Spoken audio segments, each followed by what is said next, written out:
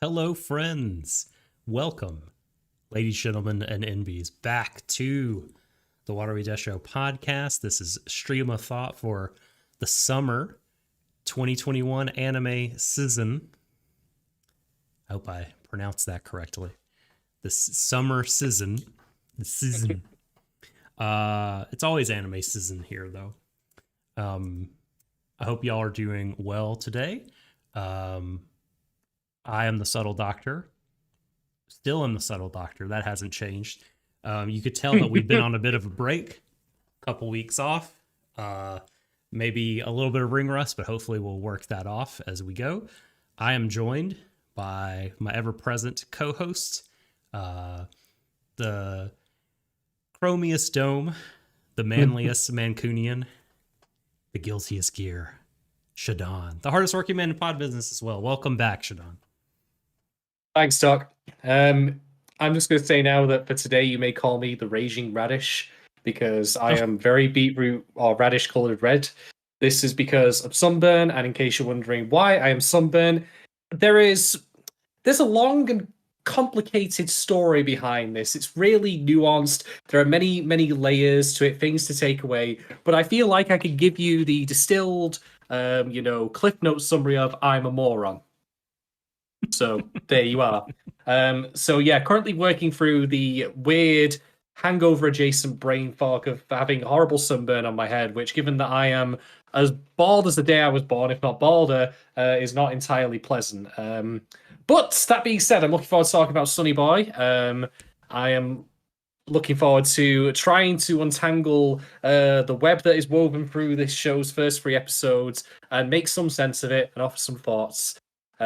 Because this show is intriguing. Certainly, is a puzzle I am very ready to try and solve. I feel like that's such a good word to encapsulate my feelings about it. Like, this show fascinates me, and I am very intrigued by it. Now, it is the quintessential beard stroking anime. It really is for the people at home. You must wear a beret to watch it correctly. Just they're smoking a pipe, considering it. Exactly. Like, so before we get into it, though, because and just know that I have very little in the way of like certainty about the show and like really anything more than very basic cursory takes. I feel like my takes are not up to snuff. We'll see. I'll think about it, of course, as we go along.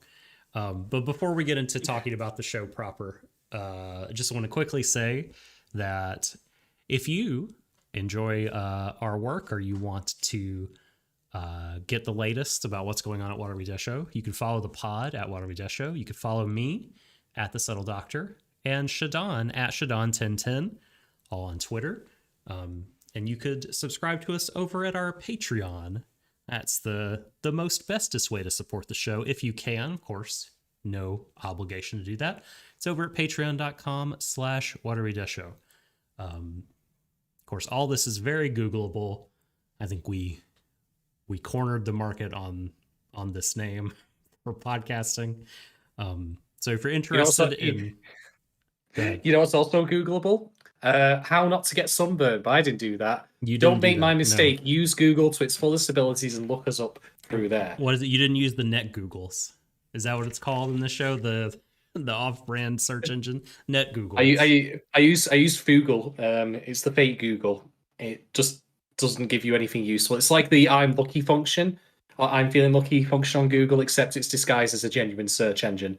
So you type in how to get sunburned, it tells you things like, how many people eat cheese per capita in Germany or some shit like that. There needs to be a Tumblr that chronicles fake social media apps in anime. Like, not just like totally original ones, but like knockoffs, such as Net Googles or Google. I feel like that was one, maybe in Sarazanmai. There was like... There's so many. We need some kind of collection of screenshots that will allow us to search and have some kind of database. This is important information. We need to Google the fake Googles, basically. Yes, exactly. 100%. I mean, that all sounds very impressive, but if there's one thing that Sonny Boy has shown me, it is that there is someone out there with the skill to create a QR code using only chalk and a board, which was mighty Dude. impressive. Okay. Why is the show called Sonny Boy? Do we know? Does anyone know at this Um, point? is it because the person who wrote the show or created the show is a huge fan of Foghorn Leghorn? I don't know. I say, I As far say, as I good say, anime. Sonny Boy, I wish I knew. It sounds like the refrain of like some really cantankerous like cowboy in a spaghetti western, like a side character. Um, your guess is as good as mine. I'm sure we'll find out. Like Maybe. everything else in the show, I'm sure we'll find out. That's going to be something I'm going to repeat often throughout this podcast. Feel free to drink your favorite alcoholic or non-alcoholic beverage every time I say it. Probably the latter is more preferable because I'm going to say it so many times, you will be plastered by the end of it. We'll figure out later. It'll all make sense, I hope. I feel like we're gonna be just this pod is gonna be us scratching in the dirt, trying to come up I with have ideas. solutions. I have ideas and thoughts and analyses to give, Good. and bad jokes. So Perfect. you know, I might have like deep fried my brain. You know, like it might have poached like an egg, but it still functions a little bit. You know, The make essential it work. parts. The essential parts work, like the pun making center of your brain, is still functional. Well, that's deep down in the protected area, Yeah, but exactly. Is at the core of the web in there. mm, Um, Gogo Atomic Robot says that they think it's a code name for an experiment uh, that sent the kids to this island. I think that's as good a guess as any I can come up with. That is for sure. quite possibly. To which I will only say, I hope whoever initiated Project Sonny Boy has a very deep Texan accent. Operation Sonny Boy is go. Repeat. Operation Sonny Boy is go. It's such a Push that weird. button. What's like the link? Like, how does that? Well, you know what? Never mind. Never mind. I feel like no. Let's not do this. So, okay. Um, so, back of box, Shadon. Summarize your feelings about the show. Uh, well, I think the first thing I could say is I'm not going to pretend the show isn't obtuse. It comes in with no like pretenses or excuses or concessions really to the audience. But I think that's actually fine. Not all shows need to be necessarily like readily accessible. So I'm okay with that. And beyond that, I'll just say this. I do think it has actually a really interesting subversion of its core premise, which is people teleported to or taken to or spirited away to another place without usual access to like resources or normal society or Mhm. civilization. Because there's been tons of stories like that before. I mean, they actually outright reference Treasure Island, which, while not from my memory, is a marooned on an island story. It's just more about finding said island of treasure and all that. Um, there are, of course, adjacent stories to that. Lord of the Flies is the one that immediately springs to mind. You know, there's tons of Right. them out there, and they, generally speaking, trend towards the same kind of outcome. But Sonny Boy actually seems to have a different take on this, which I will get to when we get to talking points. I find rather fascinating and actually kind of subversive, Hmm. which could be interesting, although it might also just be a case of me with my sunburned baked brain reading way too much into things as usual. But, you know, beyond that, yeah, it's off to a okay start. I wouldn't blame people if they watch the first three episodes and they're like, whatever. But at the same time, I appreciate that it's not trying to be something. It's not. It's like, yeah, I'm strange and odd and obtuse as fuck and maybe a little bit impenetrable. Do I care? No, not really. So, yeah, I mean, I totally agree with you about basically all that. Like, it is an arty, kind of weird anime. It's obtuse is a great word, kind of opaque about, you know, what it's trying to do and certain mechanics. There's a lot of weird imagery. Many things happen that are unexplained. Tons of non sequiturs. But like like you were saying, not only, so I'll go a step further. Not only is that okay, but I actually really enjoy that. I like when really odd story full of strange imagery can kind of pull me along. It doesn't really need to like explain every little thing. Like I get the sense, you know, at this point in the show that if like we're expecting, you know, like a catalog of like, well, these things are this and these, you know, blue and green, you know, electronic doggies, like they represent this thing and that. So that's, I feel like not going to happen, but that's okay. Yeah. I am enjoying this show just kind of at the level of, you know, I like the pretty pictures. Like, you know, pull me along, you know, I'm here for your roller coaster ride of like weird shit. I'll take that. And you know, your Lord of the Flies comparisons are apt, definitely. I mean, that's like the one of these stories. One of the interesting differences, I think, is like that there's not resource scarcity.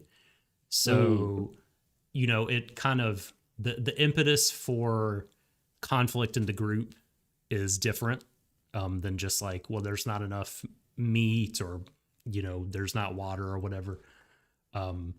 It's sort of almost like did you ever take up like a political theory course in university or? Yeah, I got mine from the University of Reddit. Yeah, perfect. Okay, good. No, I Good. I did not. I did not. At least you didn't enroll in the PragerU one. That's you know, yeah. I graduated magna cum laude, but I think that might have been from a different course on Reddit entirely. Sure. Well, there's like a lot of like early modern political theory, like, you know, post Renaissance, through like, well, the 19th century or so, was really into this idea, like in political theory, called like the state of nature. You know, people like Thomas Hobbes, Jean-Jacques Rousseau would talk a lot about like, if you scaled society back or just imagine society like at like its origins, like when it was disparate people coming together to kind of make something, what would that look like and why would it be that way, and all kinds of, it reminds me a little bit of that, you know, because it's not of course exactly the same thing, but they are kind of their own political entity, their own state, I guess. But not, maybe that's too loaded of a term, but they're their own little society and they're having to figure out like ways of existing together, you know, how sort of strict are the rules and how collaborative is it, all that stuff. And so all that stuff, I don't want to get too deep into it because we're only on back of box section, but I really like all that stuff. And I think that's some really interesting thought experiments going on. Indeed. You're touching on what I'll be talking about later, as a matter of fact. So yeah, I think that this is not, I would say, certainly about the characters. I mean, the particular episode 2 thus far is certainly about a character. Right. But I would not call it character focused in, say, the way that Dynazenon was. And I wouldn't even necessarily call Dynazenon an ultra character focused show, but rather as an ensemble cast. But they were very distinct people. I sometimes keep forgetting the names of these characters and just, you know, really telling them apart. Totally. But this I would say is more of a conceptual show. Like, we're going to put characters in situations, and we're going to make like examinations of the situation that they're in and maybe draw some meanings and inferences. I mean, ultimately, I suppose, if you want a shorter, too long didn't read, single sentence summary from me, it's like the Shoegenics arc in Guilty Crown, except not shit. The Shoegenics arc. Which, just to refresh your memory, is when the kids in the high school are all like trapped there, separated from adults. They get ranked on their powers. So again, I'm literally not even kidding when I say it's a lot like that. And, you know, there's this whole conflict over various things, except, I mean, saying Guilty Crown is stupid. It feels like, you know, stating that, you know, the air has oxygen in it, or the sky is blue. So no surprises that idea, which had potential, was just utterly excruciating. It was like having a bowel movement watching that. But this is substantially better already. Yeah. So I'm on board with it. I mean, that just goes to show again, like I often say, like, it's rare you'll find me think of a concept for a show is out and out bad, but usually it's the execution that is either lacking or, well, something that should get the creators put on a watch list. Sure. Uh, Speaking of creators, we're going to talk about the main man behind the show in just a minute. But quickly, I just want to say that if the show, like the concept of anime Lord of the Flies, intrigues you, but you want something, even science fiction anime Lord of the Flies intrigues you, but you want something more straightforward that's less, you know, conceptual and dealing in like weird imagery and is more I guess grounded, for lack of a better word. It's grounded as a, science fiction Lord of the Flies type thing can be. I would recommend watching an anime called Infinite Revius, Ryvius, or Mugen no Rivius. I liked it a lot. It's I think it's like an early 2000s anime, so the visuals may not hold up the best, but I think the writing is still pretty good. And yeah, it's just more anime Lord of the Flies, except on a derelict spaceship, instead of whatever the setting for this is, the multiple universes or whatever that's happening here. Okay, so I did say we were going to do creators, but actually, no, let's do creators now, and then we'll do the summary after that. So the person I want to talk about is the director. Whoa, what happened there? The director and the writer. No. I mean, if we want to go into a musical, why not? Now's a good time as any. This is a weird second puberty happening here. The director, the scriptwriter, and storyboarder of the first 2 episodes, not every episode so far, but of the show, is Shin Gunatsume. This is a Madhouse show as well. That's the studio that he doesn't just work out of that, but I think his most famous stuff has come from there. So Shin Gunatsume, born in 1980, and he's originally from JC staff, but he worked at Gonzo and Shin Doga and became a freelancer later. He's regarded as one of the promising talents of the industry, and he first gained attention for doing animation on Welcome to the NHK at Gonzo, after only being in the anime business for 4 years. 1 as a in-betweener, 3 as a key animator. And so, and this is a big thing about him, is he's a director now, and I probably know for that, but he's a very talented animator. So he also has worked on Gurren Lagann in key animation, and that caught Hiroyuki Imaishi's eye. And he has directed episodes of the Tatami Galaxy and Umi Monogatari. That's where he kind of got his this directing thing, I kind of like this. And then he became the unit director for the Full Metal Alchemist movie, Sacred Star of Milos. And then, do you remember the little show called Horimiya?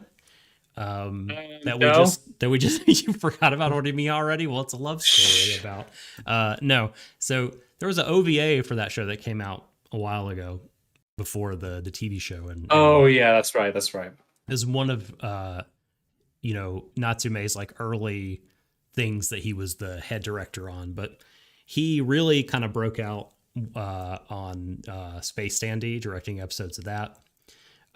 He also helped out with the show running of that, and he had some general direction responsibilities in it.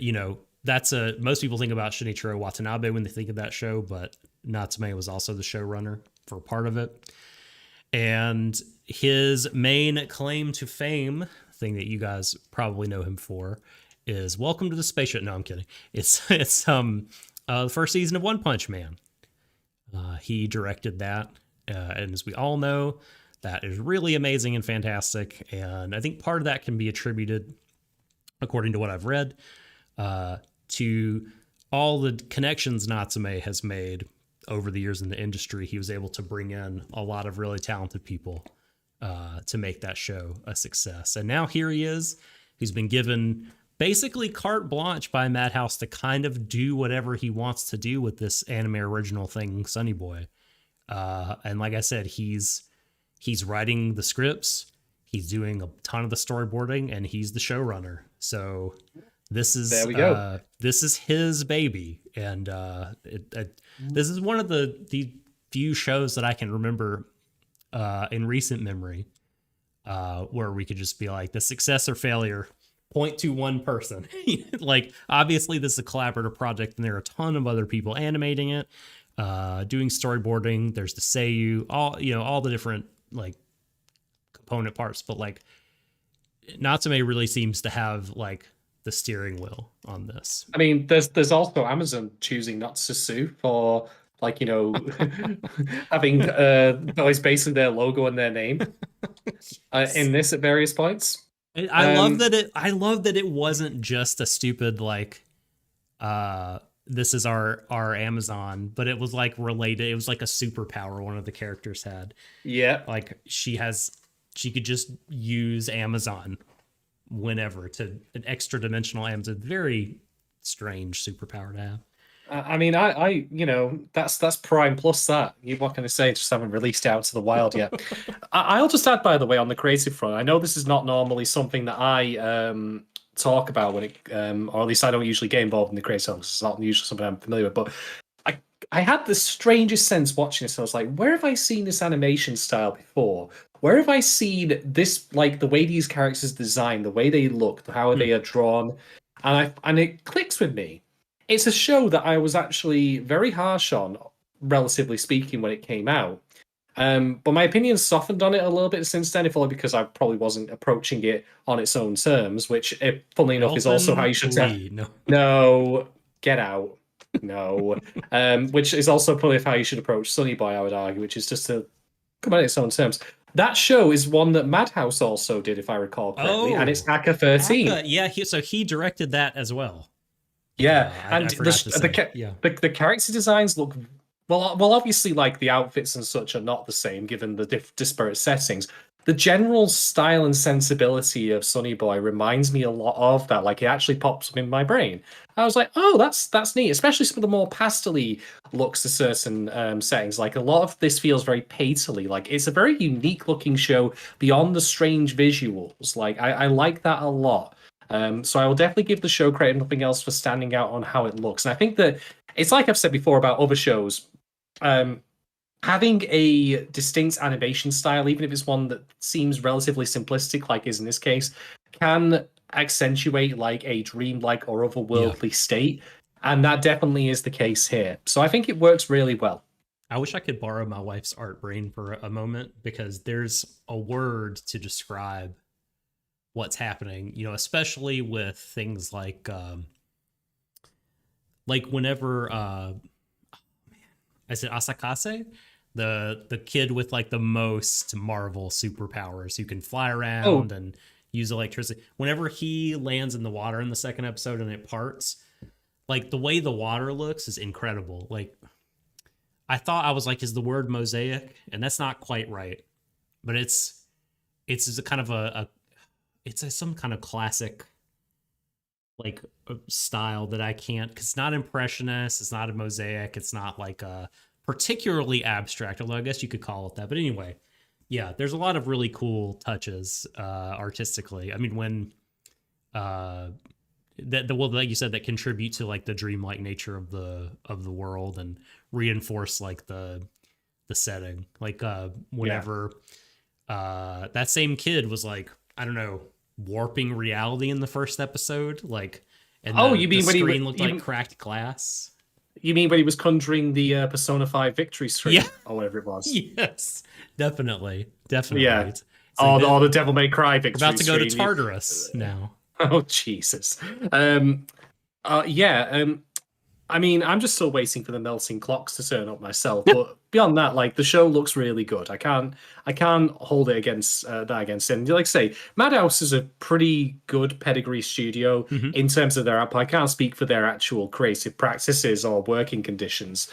I'm not really all that familiar, but they seem to have been relatively quiet lately, as opposed to all the other studios I could mention, including of all people, Science Saru, who recently have put their foot in it. Oh no, I didn't hear about this, but we'll talk about this off the air, I guess. Oh, Because, yeah, no, we'll not.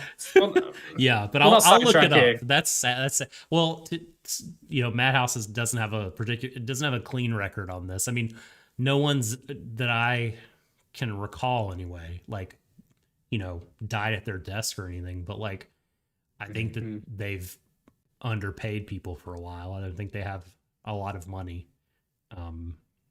So that has happened. I want to say they might have even filed for bankruptcy before. But I could be thinking of the wrong studio. Anyway, anime industry is broken. And speaking of broken things, Shadon, are you ready to summarize the first episodes of this anime? Doing this in 2 minutes. I mean, my track record for summarizing thus far has actually been pretty solid. I reckon I can give this a pretty good go. We'll see. Maybe I'll get a prize. Maybe I'll get a sticker. If I manage to do it under 2 minutes. But yes, I'll send you one over Discord. I'll send you a sticker. Okay. We're gonna go in. And by the way, if you're joining us for the first time, we're giving Shadon 2 minutes. 2 minutes on the clock to summarize these first 3 episodes, just in case you're watching this a year from now and you have no idea what happened, you don't remember. Here we go, Shadon. 5, 4, 3, 2, 1. Okay, so a bunch of kids are transported to some sort of otherworldly, like, hell dimension where everything's black and empty and featureless, just like country music, it's just, there's nothing there. It's just a void. No, nothing there. Not a thing. Swiping country out of the blue. And so, they're like, various kids start like falling into a rules-based system where it turns out a lot of them have superpowers as well that are also inexplicably there. But yeah, things are surprisingly not as anarchic as you might think. Like, people still falling in line. One girl wants to do exams and all that. The 2 lead characters, whose names I recall are God, what was it again? Nozomi and Nagara. Like, they after various points in which it turns out the rules-based system can break down. Nozomi actually turns out has the power to break out of this world into a new one, which leads them onto an island. And that's basically episode 1, very abridged there. Episode 2, they're on the island and things keep setting on fire spontaneously. We've either got an arsonist or there's some strange spontaneous combustion shit going on. But there's another character named Nozomi who is the Amazon Prime user that we mentioned before, able to get free stuff. They believe it's her at fault because all her stuff keeps setting on fire. But eventually they find out after actually talking to her and doing a little bit of investigation that you have to exchange things. Like, you have to pay for stuff basically in this world, else the stuff sets on fire. And so there's a reconciliation in the end between the characters. And they have like a new economy set up with like this kid inventing his own NFTs or whatever it is. I don't know, his own crypto.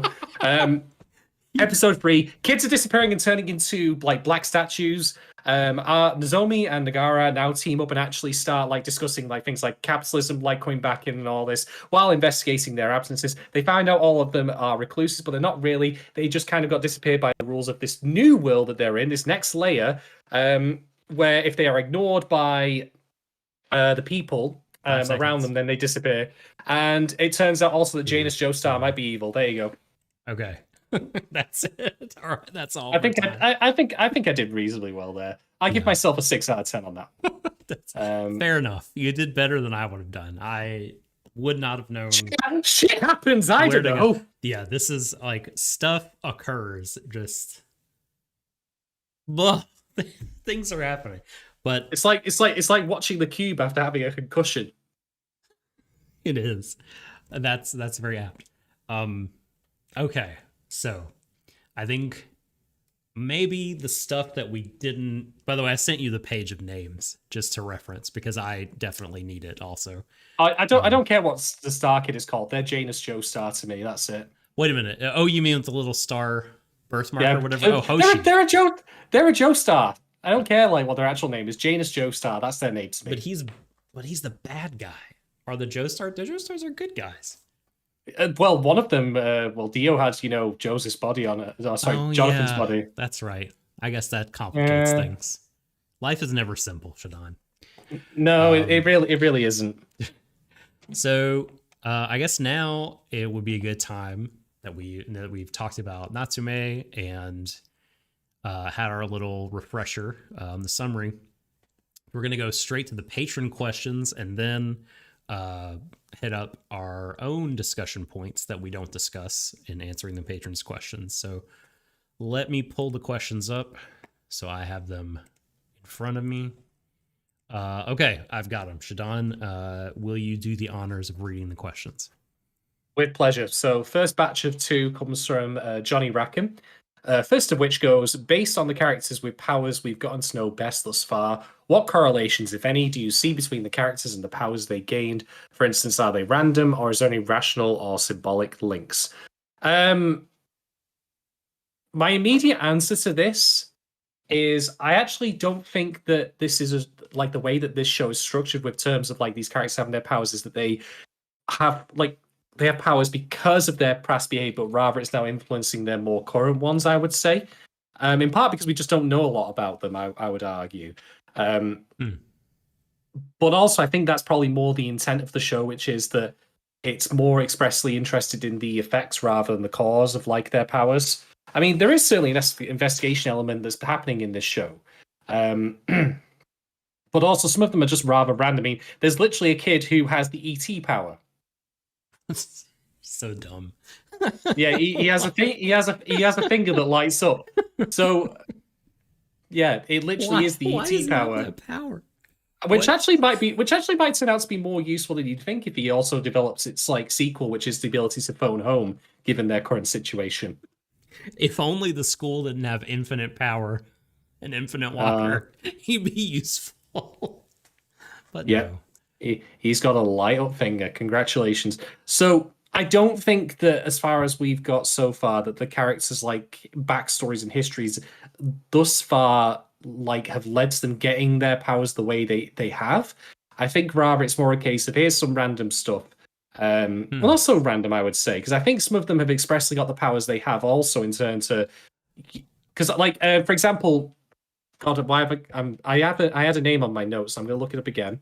Nozomi, that was it. It was on the tip of my tongue. Like she seems like a rebellious sort already, and it is indeed her acts of rebellion that breaks them out of the first layer. But of course, being rebellious and having the ability to do anything with that are 2 different things. Yeah, of course.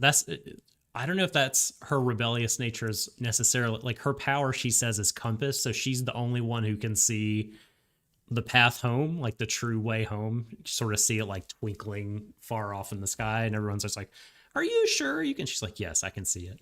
I mean, maybe I guess I mean there are ways you could connect it to her being like a off the beaten path person or whatever, but I don't know. The only other thing I'll note as well, with respect to the powers and who they go to, is that Mizuho, like part of what happens in episode 2 of her is her discussing with the assemblyman's daughter, whose name I can't recall, but she's the assemblyman's daughter. That's her function. That's what defines her in that episode, so it's fine. About privilege. Pony? Yeah, the president or whatever. Yeah, she's talking about like people who have privilege and all that, and she's suddenly, ironically, gained a lot like all of that through the fact that she has essentially access to unlimited Amazon parcels. She can get whatever she wants delivered. She lives in a castle. Yeah, she's good. She's all set. So there is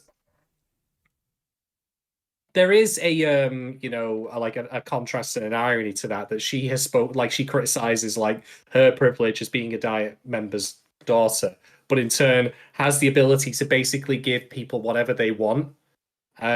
I did mention before in the summary about the whole fact that there needs to be an exchange in order to stop the stuff from staying on fire, but there is a get out clause on that, in that if the person in question says, "Nah, it's yours for free," then as you'd expect, then it's if there's like fine. if there's like a willing, it's almost like if the person who's giving it gives it with like a willing spirit of giving, then because there was a bunch of shit that uh what's his face, the laboratory man, Rajdani, got from her, but he says he got it free of charge. He didn't imply that he stole it or whatever, that, you know what I mean? It's like she gave it to him, but I guess there wasn't that extra like feeling on her part, you know what I mean? Or potentially it could be that because her mood soured towards the other kids over time, because how they were treating her, it was kind of a downward spiral where like, oh, Sure. you slandered me and like that, and I gave you my stuff and now I hate you, and then suddenly that goodwill evaporates.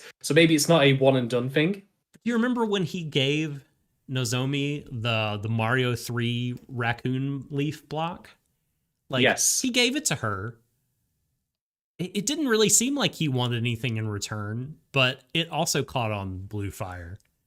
It wasn't explicit, I suppose, like the or maybe he Yeah, was deliberately, or maybe because he was hypothesizing experiments, I he see. was, Yeah. yeah. He really didn't I, really want to give it to her. Yeah, yeah. I Yeah, mean, I'm sorry to give you the Tanuki suit and all that and I nearly know. set you on fire, but it's all in the name of science and exploration and progress. I assure you. Like, Um, yes. I I think overall, like arguments could be made for saying that there are like little things here and there that link mhm. the characters, like personalities as we understand them at the moment, to the powers they've gained. But I wouldn't call it like significant. I think again, what's more the show's more interested in is the effects and what they do with them after the facts. That's more important. Right, right. At the very least, it seems like less than legible, like any kind of Mm. links. Because, and I thought the easiest one to talk about might be Cap, but like it seems like the only sort of like power that we saw him exhibit in the first iteration of this world, when they're just in the school, it seems like that was more a function of the world than him, It because he was. couldn't do it to Asakaze. It Uh, turned in on himself in the end. yeah, He's yeah, he suffered the penalty to get yes. out his cap and show it to everyone. That's Unfortunately, right. Yes, yes. It, oh, mm. but Well, that in itself, which will be part of something I'll talk about later, is also about the idea of how rules and power are ephemeral and they can just as easily disappear from underneath you without even realizing and even turn back on you. Um, it's a lesson about structures and social I standing and know. all that, Yeah, and yeah, how we obey the rule of law and all that. In the totally. like just because laws are written down doesn't mean people obey them. And there is, I don't even know how you describe it. Like I think it is literally just the rule of law, like and how committed people are to it as a Hmm. force, And then Yeah, eventually they didn't believe in it anymore. So yeah. hence Coach's power, or Cap's power rather, Uh-huh.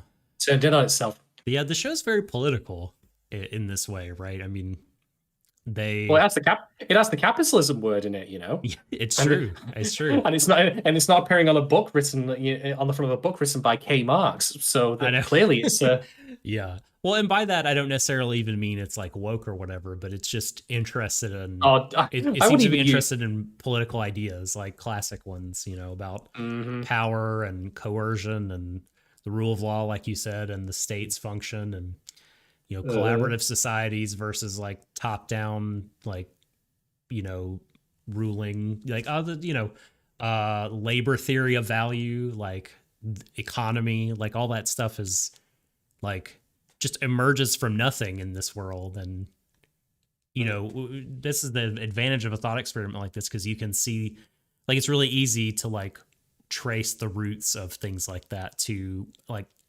why did the economy come about? Well, in this world, for this reason and this reason and this reason. Okay, are there conclusions we can draw from that? I think that stuff is really interesting. okay. Do you have anything else on that question, Doc, or shall we Oh move on yeah, to the no, next one? that's right, I forgot we were answering a patron question. um I think, I don't want to say that they're random, right? I don't want to like, because that seems like a bridge too far at this point. Hmm. But I don't also, I feel like there's no conclusion that I could draw from it. I mean, because for a while I thought, okay, there are definitely personality. Like, these are like manifestations of something going on in their life, because, I don't know. I guess I was thinking that Mizuho was like rich, uh, you know, and that's why she like appeared in the Magic Kingdom, and that's why she has cats that can bring her anything. But I don't really know if that's true. You know, you brought up an interesting point about her kind of complaining to Pony about using you know, clout of the privileged class using their clout to get what they wanted.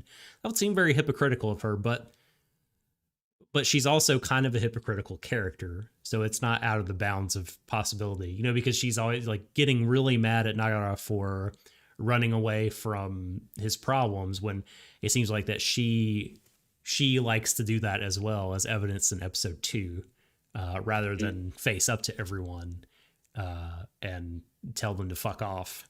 You know, she would just rather avoid going through the hassle. So I don't know. It's hard to say, Rackham. I think it's hard to find hard evidence to go any sort of way. Maybe there's writing out there that has come up with a good theory of this, but I just haven't read it yet. Yeah, I think ultimately though, like whether or not like there is a link to that or not, if there is, then the show needs to probably start delving a bit more into backstory, because again, this is why I was talking about cause versus effect here. Right. Because if it makes explicit that their personalities are linked out in that some way, then we're probably gonna need more scenes of like what happened with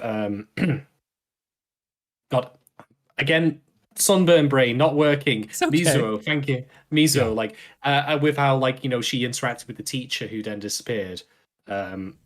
You know, like that Right, more time yeah. like that, I think is going to be necessary to justify having that link in there. Because as I think part of also the appeal of this kind of concepts is like they're a bunch of everybody's basically. There's, you know, the student council president, all the other various people, you know, all the randos. We've got the cap, you know, we've got like the nondescript like male protagonist who seems ultra generic, but that's fine in this context because he is an everyman. You know, like we've got all these various kids who are just fairly plain and ordinary, and they have like been plucked out of like our reality and into this other worldly dimension where nothing makes a lick of sense. And taking these like fairly ordinary people and scattering them to the winds in this kind of environment is a challenge for them. And that's the basis of those stories I mentioned before, like Lord of the Flies, or even if I was to bring up a more, well, I won't call it an anime comparison, but a video game comparison, of course, like even the horrifying angelic howl part from Fruits of Grisaya, which I know I was talking to you ages ago, Oh, and but that's a similar idea in that it's a bunch of like fairly ordinary people thrown into yeah. a terrible situation and how they react to it. Hmm. And so I think in some way having more specificity about their backstory, like who these people are, actually could make the show less interesting as a result. Because I think that you can find some appeal there in that it could happen to anyone. Hmm. And how do these like various like people like react to this? Like I'll get into it in my talking point later, but one thing I also want to mention is that in some way, like, you know, when they got plucked into this other world, all of the existing structures that they had really don't apply anymore. Yep. You know, the Hmm. government isn't there anymore, for example, if you want to pick one thing out from there. Time doesn't like, you know, they're not even seeing like, you know, things happening like because time keeps looping in a sense that they of course progress in a linear fashion, but what's Hmm. happening in the real world like keeps resetting by a day. So it's Groundhog Day in terms of like what they see on their phones as far as like the news is concerned. Um, and do these structures even apply anymore? Like the student council president isn't voted in to be the person leading the group, even though one would argue, and indeed the characters in the show make this argument, that would seem to be the most sensible thing in the Japanese school system for them to do if they were in a situation like this, bizarre as it sounds, which is we already have an established voted leader. Let them do it. But it turns out no. The answer is no. That's not the case. But does Yeah. this being a council president count for anything now? You know, does that even matter in now that this basically like factory reset has happened in a Yeah. sense? And I'm going to go into that in more detail later because Hmm. that's where I think this show is actually kind of brilliantly subversive as far as its core concept goes. But that's also why I'm arguing in the end that I don't think their backstory should be delved in too deeply Yeah. because I think having it be more everymen, like who do have like these couple of attributes and defined roles, I think that works. Then in theory, you could try and say, hey, if they're take the same group of characters and put them in a different scenario and see how they play out differently. What I think is the show's characters, for lack of a better phrase, is actually more the environments they're in and what they react to. That the external like stimuli, the rules that they have to play against, that kind of thing. Yeah. It's funny, like what what uh what happens when I guess if people don't find the source of uh government power legitimate. Did you have Akaze? Oh, I can't remember. Why can I not pronounce the man's name? Sakaze, and how he acts in the first episode. But it's interesting how that kind of changes in some ways. That will be interesting to think about. I think.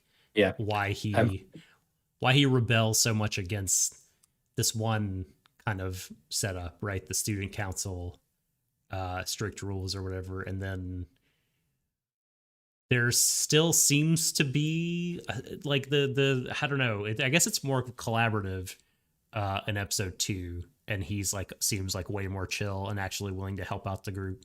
But the last thing I'll say before we move on to the next question, this is a random thought, but I just wanted to say it, is that this show made me think that it made me remember, I guess, that how important setting is, because in episode 1, you know, when I'm learning about the premise, I'm thinking, man, this is you know, a little Danganronpa-ish. Why? Because they're at the school. You know, it's Danganronpa, you know, is a more of a murder mystery thing, but it is very much kids trapped in a school, and there's a bunch of weird rules imposed on them from without. I'm like, okay, it's going for that kind of thing. But then when they go to an island, it's Lord of the Flies, isn't it? Why? Because Lord of the Flies takes place on an island. So it's just interesting how the setting can, I guess, influence what we compare a show to and how we think about it. I mean, I'm just waiting for them to end up on a space station and running around in like, you know, these really multicolored suits and stabbing each other. I mean, if you think that joke is actually a bit out of place in this one, I'll point out that another feature of this is if they get injured, they heal over the course of a day. So essentially, you could treat every single day as a new round. Yes. I'm telling you, it's a video game. It's battle royale, man. Again, so someone's getting shoved out of that airlock. I'm telling you now, and it's probably gonna be Janus Joe Sarahoshi who pushes them out. Let's hope so. All right, next.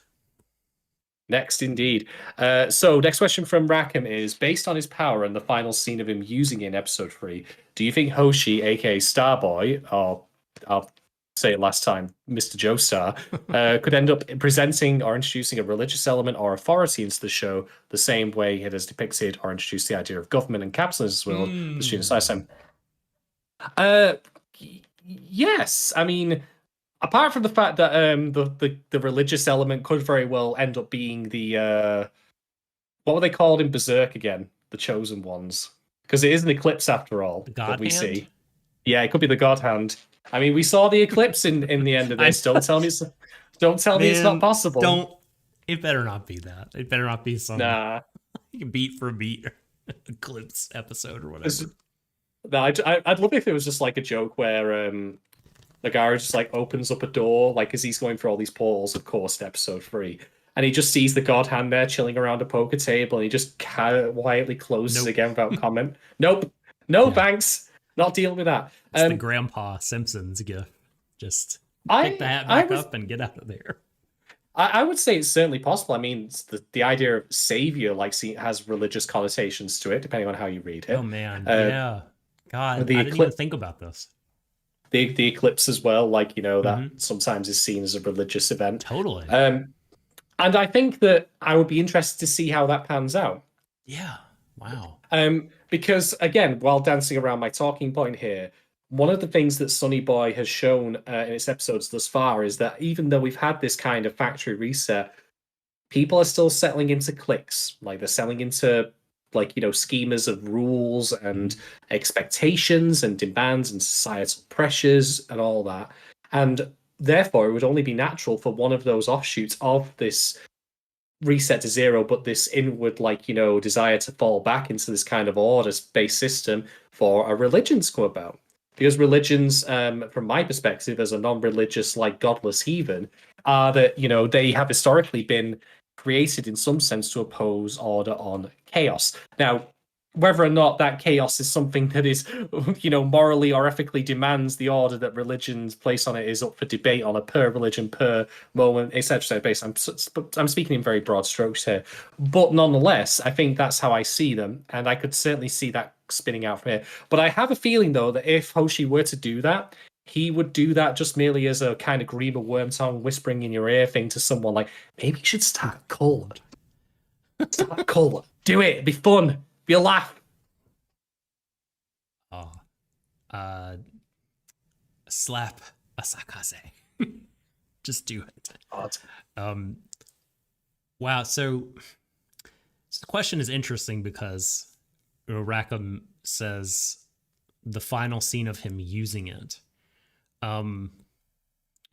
Now, what he could mean there is just passively, like using it to hear the voice that is someone else speaking to him, or it could mean like he like somehow like Hoshi is generating the voice, which I feel like, I don't know, which one do you think he's hearing something else, or do you think that's his own voice? I feel it'd be a bit silly for him to be making his own voice like in his own head, unless you're talking like split personality, perhaps, maybe. Yeah. But I don't know. Well, there's one. I mean, here's the main reason I'm asking, because like, so in episode 3, it's very clear, like, at least it seems clear that he's hearing it. But there's a scene in episode 1 in which he's talking to someone else. I don't remember who it is. And like, it doesn't show him talking, but it shows the other person's face. And you're meant to think, by the way it's cut, this is Hoshi talking, but it's the same voice that shows up again in episode 3, that really deep voice. It's clearly not his. And it's like, that's inserted into the conversation. And I haven't analyzed the conversation closely enough to where it, like, it's ambiguous. Like whether or not it's ambiguous, like everyone else heard it, or just Hoshi's hearing it, or what we're supposed to think. But it's like, it just is inserted into the scene, and it's really hard to, like, I don't know, maybe it's supposed to be disorienting, and then episode 3 is like, here's what's really going on. I don't, we'll find out. But I would like to see how it handles if that, like, a religion does pop up. It can be a 1 episode thing, or even maybe a 2 episode thing where it does then die out, but we get to see its impact on the kids, for example. Because after a while, when I can't remember his name, he was the kid who actually figured everything out, came up with his own crypto, invented the killer cloud from outer space dogs. Right. I don't know how to, but yeah, it's Rajdani. Yeah. Rajdani. Maybe they eventually get tired of him being the man of science, the man of reason and logic, because his explanations don't ultimately, get them home. And so, in the absence, when science fails, and if you feel so inclined, what is your alternative? To fall back onto faith. Where science and reason cannot save you, sometimes, like, you will call for a higher power. Right. It can whip up a mob into a frenzy. That whole thing. I mean, yeah. So I didn't even think about this as an angle, but like, I'm really excited about it now, Rackham. I hope it comes to pass, because from what I've seen thus far, Sonny Boy seems like pretty well equipped to, like, in the span of a single episode, ask and provide some commentary on really classic political theoretical questions, like religion's role in society, and religion's place as something that, like, governs people versus like a private sort of fate.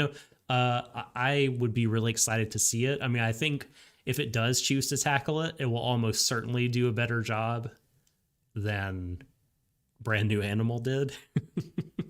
Well, that's not difficult. That's not difficult, man. That was I was really hoping for some good stuff with like cults and shit, but it's not to be. I mean, the only thing I can say about cults with respect to BNA is it feels like it was written by one. Oh, a cult anime. Okay, next one, please. Certainly. So our next batch of questions comes from Riku, Oi. RE_KU, not Riku as in Riku from Final Fantasy X. No, different spelling. What's shouts to Riku for asking question. I believe they're a first time question asker. Yeah. So thank you very much, Riku, for joining us in this. So first one is Sonny Boy is quite heavy on allegory and clarity on the hows and whys of its events takes a back seat by comparison. Do you think it will, or do you want it to, end up explaining the mechanics and physics of its fantastical elements?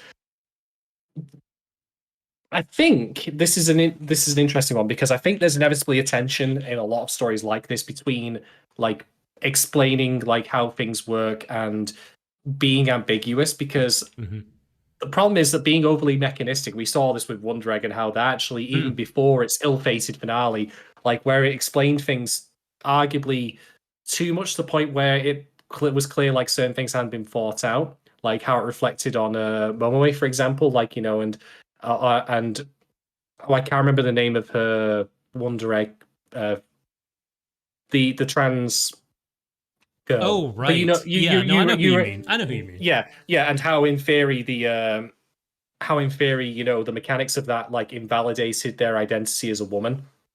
Which was a bad thing. That, like, you know, even if that was the intent by the writers or not, that is a bad thing as far as I'm concerned for the text of that work. But we've discussed that elsewhere, so I'll not belabor the point here. But rather, I'm using that to illustrate that there are pitfalls in overly explaining your mechanics of your story. But the show has already dipped its toes in doing that by virtue of Rajani being the man of science. And indeed, that is the entire crux, or one of the cruxes, of episode 2. Where people fall into suspicion and distrust rather than rational, you know, thinking and, you know, puzzling things out, finding out, you know, well, actually, is she responsible for, you know, burning the island? Is she just being spiteful to us? You know, is Mizuho, like, you know, just being a fire starter, wicked fire starter? You know, is she doing that? So it's already dipped its toes a little bit into that, but that's different from the show itself going into explanations. You know, this is an in-character thing doing that, as opposed to the show being didactic or being overly expository. I personally think that if this show were to want to strike a certain ratio of explanation versus ambiguity, it should aim, in my opinion, for being more ambiguous and focusing more on what its various like worlds, settings, rules, and characters' powers, of course, do. Like, I think to boil it down, I suppose, Asakaze, like, you know, the chap who can fly. I'm more interested in what he does with the ability to fly rather than knowing how he does it. Yeah. And if we get to the end of this show and there is no explanation really given for how they ended up here at all, or if the explanation is just simply, I did this, ha ha, say, like, you know, it turns out Hoshi is actually the devil or something like that. I'm okay. I'm perfectly. I mean, that could happen. Sure, I could see it. Yeah. I'm more interested in Never trust anyone who smiles so much. Never trust anyone who. Never trust anyone who has the Joestar tattoo, but doesn't actually. Yes. But isn't actually a JoJo. Unless there's a strange way of pronouncing Hoshi along with what it says to make it like Jotaro Kujo. No, sorry, not even Jotaro, like let's say Giotto, but you get my point. So I think that for me, I am more of the opinion that it should be ambiguous to a point, not completely opaque, of course. Like, you know, I do want to know like how it happened in the sense of like the event that triggered it, but not the mechanics behind it so much. And I'm much more interested in spatiotemporally. Yeah. And I am much more interested in the effects rather than the cause. So I think that's what the show is leaning towards. And I'll be fair, like thus far, like even though like, you know, Rajani has obviously got into like has been poring over like notes of what look like just like parallel worlds, stuff like he's drawn diagrams. He's got a complete map on his screen of like all the various portals and all that. Mhm.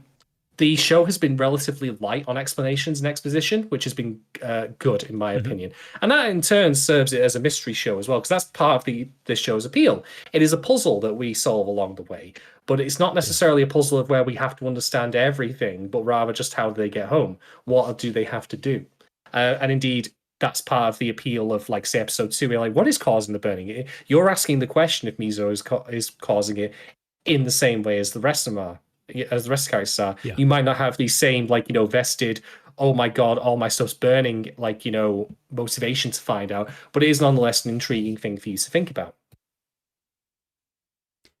Totally. I think I always like err on the side of like what I care about most is like what the show is trying to say about, you know, people, the human condition, the world.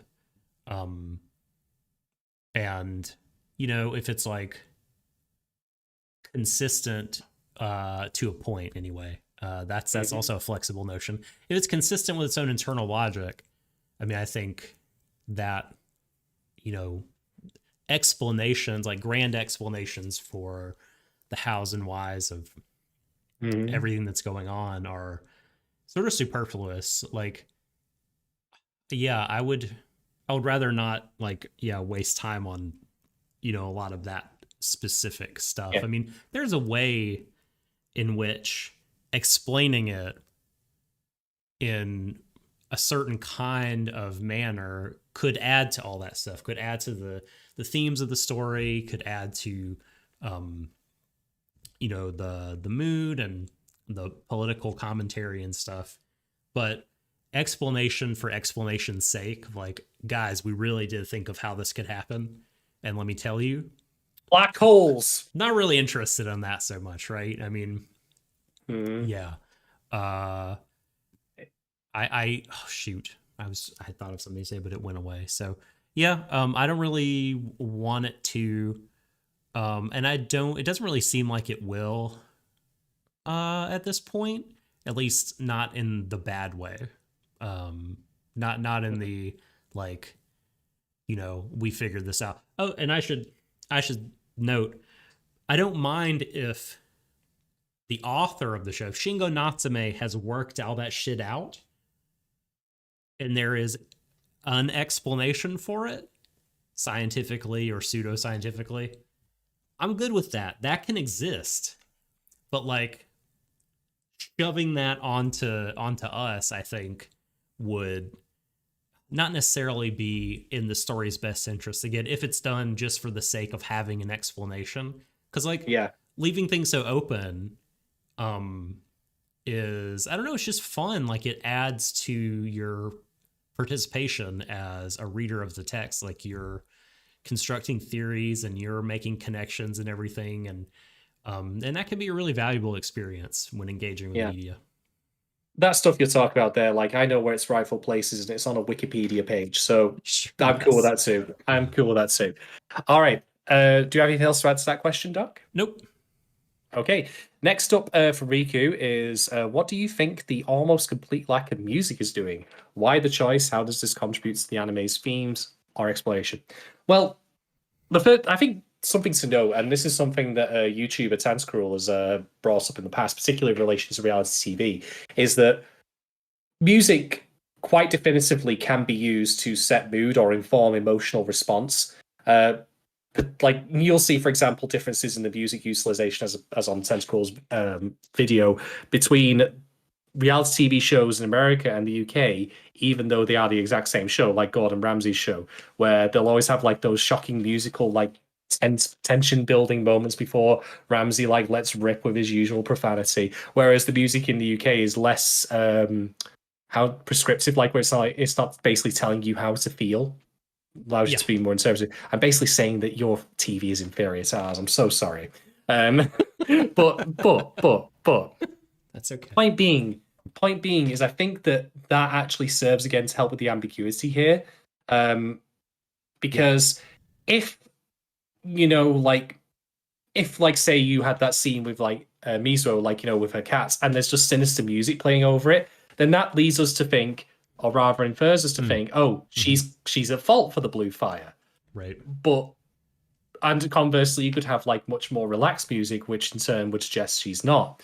It can inform mood. So I think leaving music out of this is probably a wise idea for the most part. I'm not saying that it can't be done in this kind of show, but not being a like great music guy myself, if that's the technical term.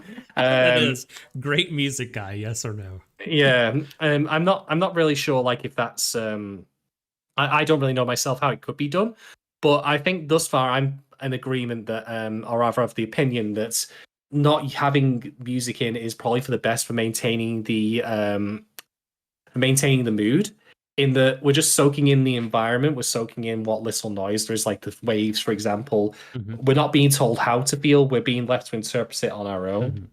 Now, that being said, if actual events start escalating later on, there starts to become like, say, cult stuff or outright violence between people, or there's a climate, like there's time and a place for music, I think. And if there was just then like completely absent, I'd be like, could probably use something a little spicy up. But sometimes I think that it works in this case where it's just not there, because it leaves it more to our interpretations to what's going on and just allows us to feel more like we're there with the characters, to soak in the environment as presented rather than having background noise to accompany it, if you know what I mean. Yeah, I mean, I think that's an astute point that the context of the show merits this choice. And the only other thing I'll say is that it's my time to talk about Dark Souls again. Oh gosh. Because like it does this really awesome thing of having no music whatsoever when you're like out and about and exploring. Music only kicks in when you see that health bar on the bottom of the screen and it's a boss. And then you remember that music. And not only is it like the piece memorable to you, but like in that moment, the emotional intensity you're feeling like goes up. You start sweating a little bit. You grip the controller a little bit more hard because like, yeah. And not an unrelated point from what you're saying about the mood, just like having a such a kind of sparse use of music just makes the times that they do use it hit that much harder and feel that much more special. Absolutely. And this is the point where I cite an anime example that I never thought I would, but I often try to operate in, credit where it's due. Let's talk about Shield Hero for a moment. Yeah, I'm really going there. No, seriously, right? This is a music related thing, so just trust me on this. So there's a scene about 2/3 of the way through the show in which, without really going into great big reams of context or spoilers, I mean, you can no more spoil Shield Hero than you can spoil a bucket of like mystery meat, to be honest, but that's a different point. There is like this giant orbital death laser that's about to hit like Naofumi and his gang. But in the build up to that, like he like basically like they're riding through the countryside and he says like stop, and they're just looking around, and all you can really hear is like the noise of the countryside. There's no like tense music. There's nothing. But you still feel tense because of the absence of him. Like something bad is about to happen, and what happens is pretty bad. I mean, it's an orbital death laser, basically.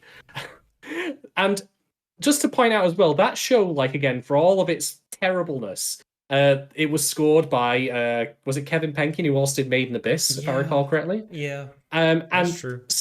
And hey, that was the only good bit of that show, to be quite well. Okay, there were one or two other decent-ish moments in isolation. Do you mean Shield Hero or Made in Abyss? Okay. Yeah, no, the same. You're like, that was the only good part of Made in Abyss, and I was about to be like, all right, I'm coming. No, getting on a plane now.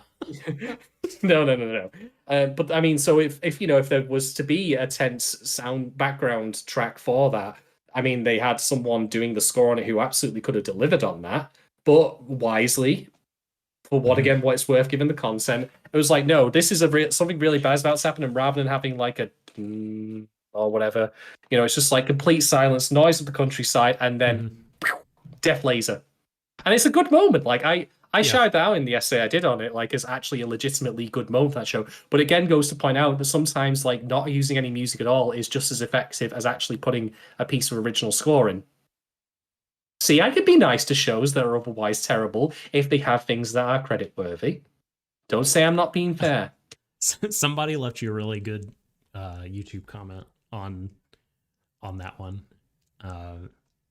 Sort I of. like your face, even though Your face I was wasn't not aware. in that video. Your face was not in that video. And that's why I say they said it, just because they thought they'd be complimentary to me about that.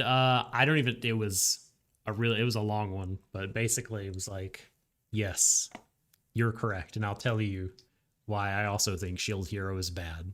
Here's some paragraphs. Shouts to that person. Okay. It's always good to find sane people in the wild. I know. Yes. Thank you, Riku. I would say your first question submission batch, A++. Excellent work. Thank you very much. So we have another question. This one's actually from Yukinon, who's asking on Riku's behalf, because we normally have a 2-question limit, but Yukinon wisely creatively interpreted the rules in a way that I absolutely approve of. It's like the show, like you're getting around the in weird, arbitrary, in-universe rules. It's fair. It's fair.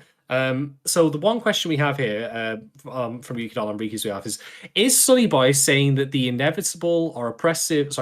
oppressive/inequitable structures of society will always be reduced by those that are products of them, even in the vacuum? If yes, is it saying that there's no hope for change? And as a follow-up, how might Nozomi and Nagara's powers, direction and travel, be challenging this? Are they representing something allegorically? So I suppose now's a good time for me to drop my big talking point. All right. Because this actually pretty much will address this. So I have a question for you, Doc. In stories like Lord of the Flies or other similar ones where characters, relatively normal people, are whisked away to a unknown scenario. What generally speaking, isekais is what you're saying. Isekais? Well, I mean, they're disastrous, but they're usually just for the audience. So anyway, but what happens in these stories to the characters, like if they're stranded on an island, for example? What tends to happen to these groups of people? Usually they're like, at some point, they descend into chaos and murder each other. Yes, that's correct. That tends to be the standard for these kind of stories. But Sonny Boy actually argues, curiously, the opposite, in that, granted, part of this is because they don't really have a supply issue of food and such. But rather, what we see in this story is it's not a descent into chaos, but rather a descent of excessive order in a way that almost feels authoritarian at times, a little bit. And again, that's because of the absence of like tension over food supplies and all that. But it still seems to be a case where excessive rule creation and adherence is a thing. That's the thesis of episode 1, after all. Indeed, how it ultimately ends up undoing itself. We created these rules and ultimately we became bound by them. But I want to note also various little moments in episode 1 that back this up. Nozomi doesn't have a smartphone. And they insist on giving her one so she can be part of group conversations, but she has no desire to be part of that. She also then, of course, questions Cap's power, or what they believe to be his power, saying, is that really your power? That kind of thing. When it turns out it's not. It's a power invested in him by this state, government, body, whatever you want to call it. Whatever, and then this is just like the fabric of reality for all they know. Yeah. And one of the other girls, I can't remember her name, but she mentions as an aside, I have exams when I get back, so I'm going to study. And beyond, I mean, how she comes to that certainty of coming back is up for debate. But how odd and how interesting it is that holds such power over her, that even despite being in this situation where there is no immediate suggestion they will ever get back, or if they do come back, they'll come back literally as they they are fundamentally changed as a result of this event happening, even if they literally slipped back the second they left, and there was no break in continuity, that she still feels compelled to consider that rather than more immediate concerns. this reminds me a little bit of what I said about what I thought was going to be an interesting element of Dino Xenon, but it did do that, and I'm not going to drag on Dino Xenon because it had plenty else going on. Where Blue Head Boy, Yomogi, that was it. Where Yes. he feels compelled to go to work rather than get help with Dino Xenon fighting the kaiju, even though one is clearly much more desperate than the other, but like work has this kind of elastic Yeah. bungee cord thing to it. And similarly here with the exams. So what I find really subversive and interesting about Sonny Boy, the thing I mentioned before, is the fact that it argues the opposite outcome to what you'd expect from these kinds of stories, in that rather than a descent into chaos, it's a descent. And I'm not saying ascent here as an opposite, I'm saying a Right. descent because it is a decline into order, excessive order at that. And the issue at the end of episode 1, that being, the fact the school is being devoured by darkness still, and who knows what happens when that comes about. It is resolved through chaos and a little bit of anarchy. And I'm not talking just about the fact that the kids basically, don't believe in the rule of law anymore, and that deprives Cap of his power to put penalties on where that happens. But I'm literally talking about the fact that as Yuki and Riku rightly mentioned about Nagara's and Nozomi's powers about direction and travel, that what proof do they have that this will work? She's jumping into the black void. It is an act of rebellion. It could very well be her death, and as it turns out, and there's the moment where he tries to stop her, but in the end, the fence that he holds on gives way. So it's only again through that, even when he tries to bring her back, she still breaks free from because the rules based system here. I mean, again, there's no evidence that the void will necessarily kill him, but I think that if I were to literally look into a black abyss from my house, I wouldn't necessarily go jumping in it. Let's put it that way, But that act of rebellion takes them to the next stage. So even though this is a story about a bunch of characters, regular everyday people, school kids for that matter, being transported to a situation where they're taken away from society, it doesn't descend into the eugenics shit that I mentioned from Guilty Crown or anything of its ilk. It actually argues the opposite, but it doesn't then paint that as a good thing in turn. Going into excessive rules and excessive adherence to rules is no better in its own way. Granted, they're not killing each other or anything like that, and there is, of course, the facts that they do have, an unlimited supply of food and such. But of course, there is still the fact that they need to solve this just for the sake of their sanity more than anything. But still, it makes the argument that there is a place for chaos and anarchy and rebellion in these kinds of stories. I think that's actually pretty genius. I like that a lot. So to answer Riku's question, there's also going to be mentioned in a little bit. I'll talk about episode 2 as well. I still, however, think that that's certainly a fascinating start for this show, in that it doesn't say that it's going to go the way of Lord of the Flies, but rather the opposite. But that's still not a good thing. It's interesting, talking about Nozomi's leap of faith. It's interesting that in a show that is seemingly just has so much to say about systems and organizations, that this individual act totally changed their society, completely, because it looks so different on the island than it did in the school. There was a tremendous amount of discord, and things were really breaking down in the school.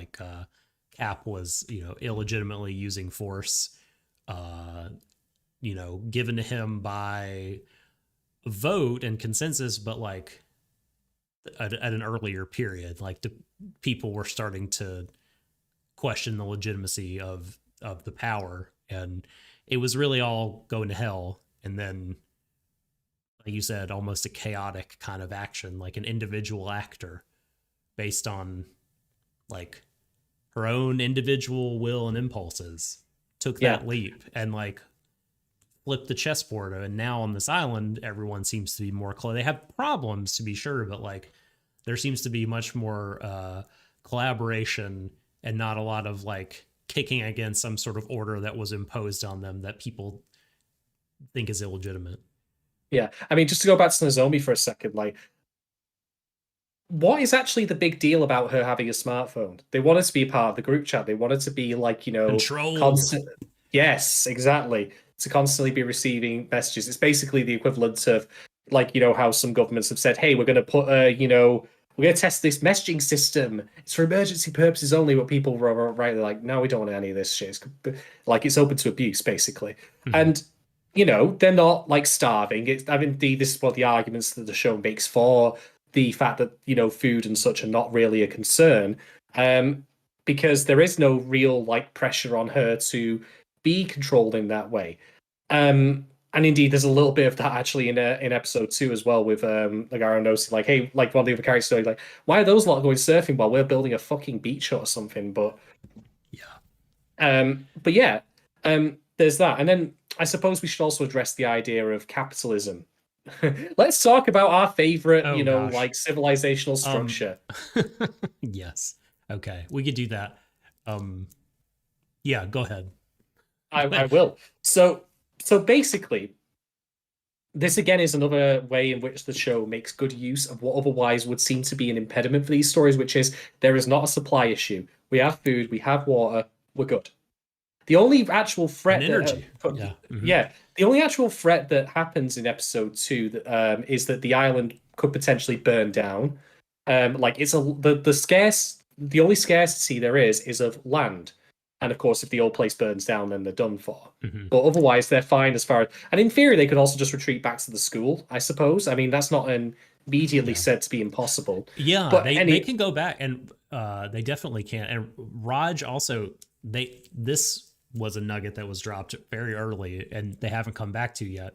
But this could be a possible future threat. Shadon, is Raj observed, like, is the school sinking?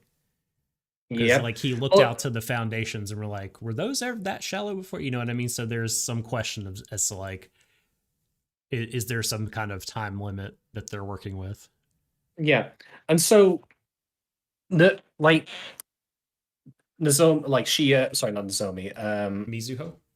Mizuho, sorry, yes. So Mizuho, though, like she has the power to basically get whatever she wants supplied. She has a castle.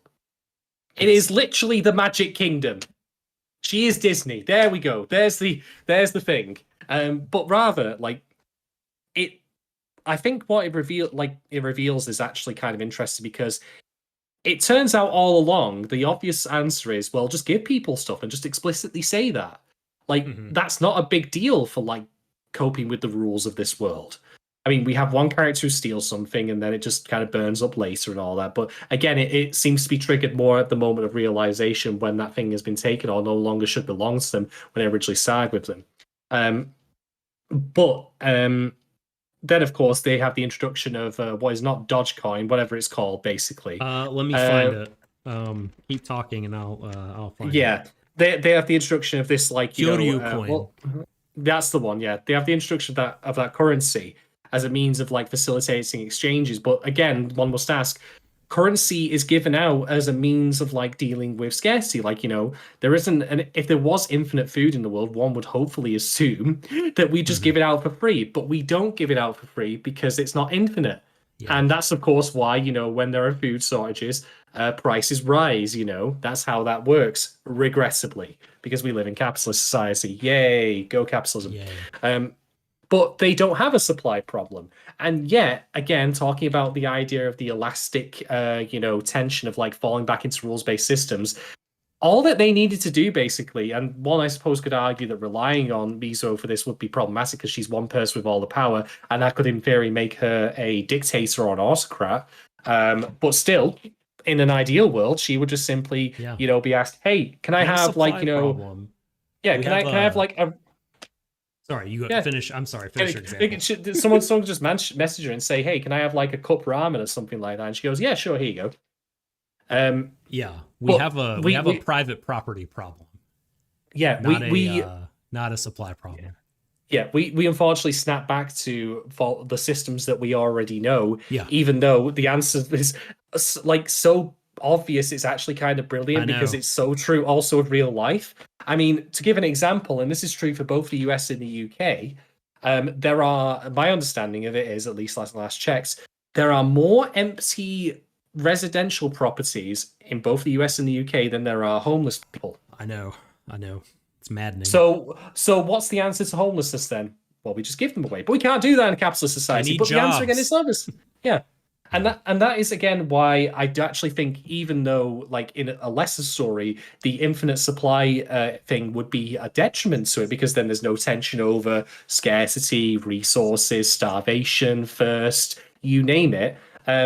This is still making a point that um, you know, we keep falling back into these ways, but the solution is right there for us. And so, to go to one particular part of the question here, which is it saying there's no hope for change? Well, I think that I think we'll have to see how the show plays out.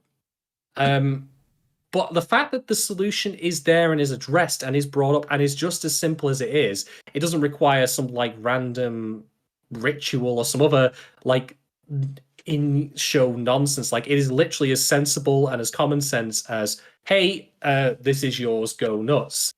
Then I think that, to go back to that example I mentioned about, like, the idea of providing housing for the homeless, the solution is there. We just need to act on it on our will. But we'll have to see how the show plays out to see if it will ultimately address that.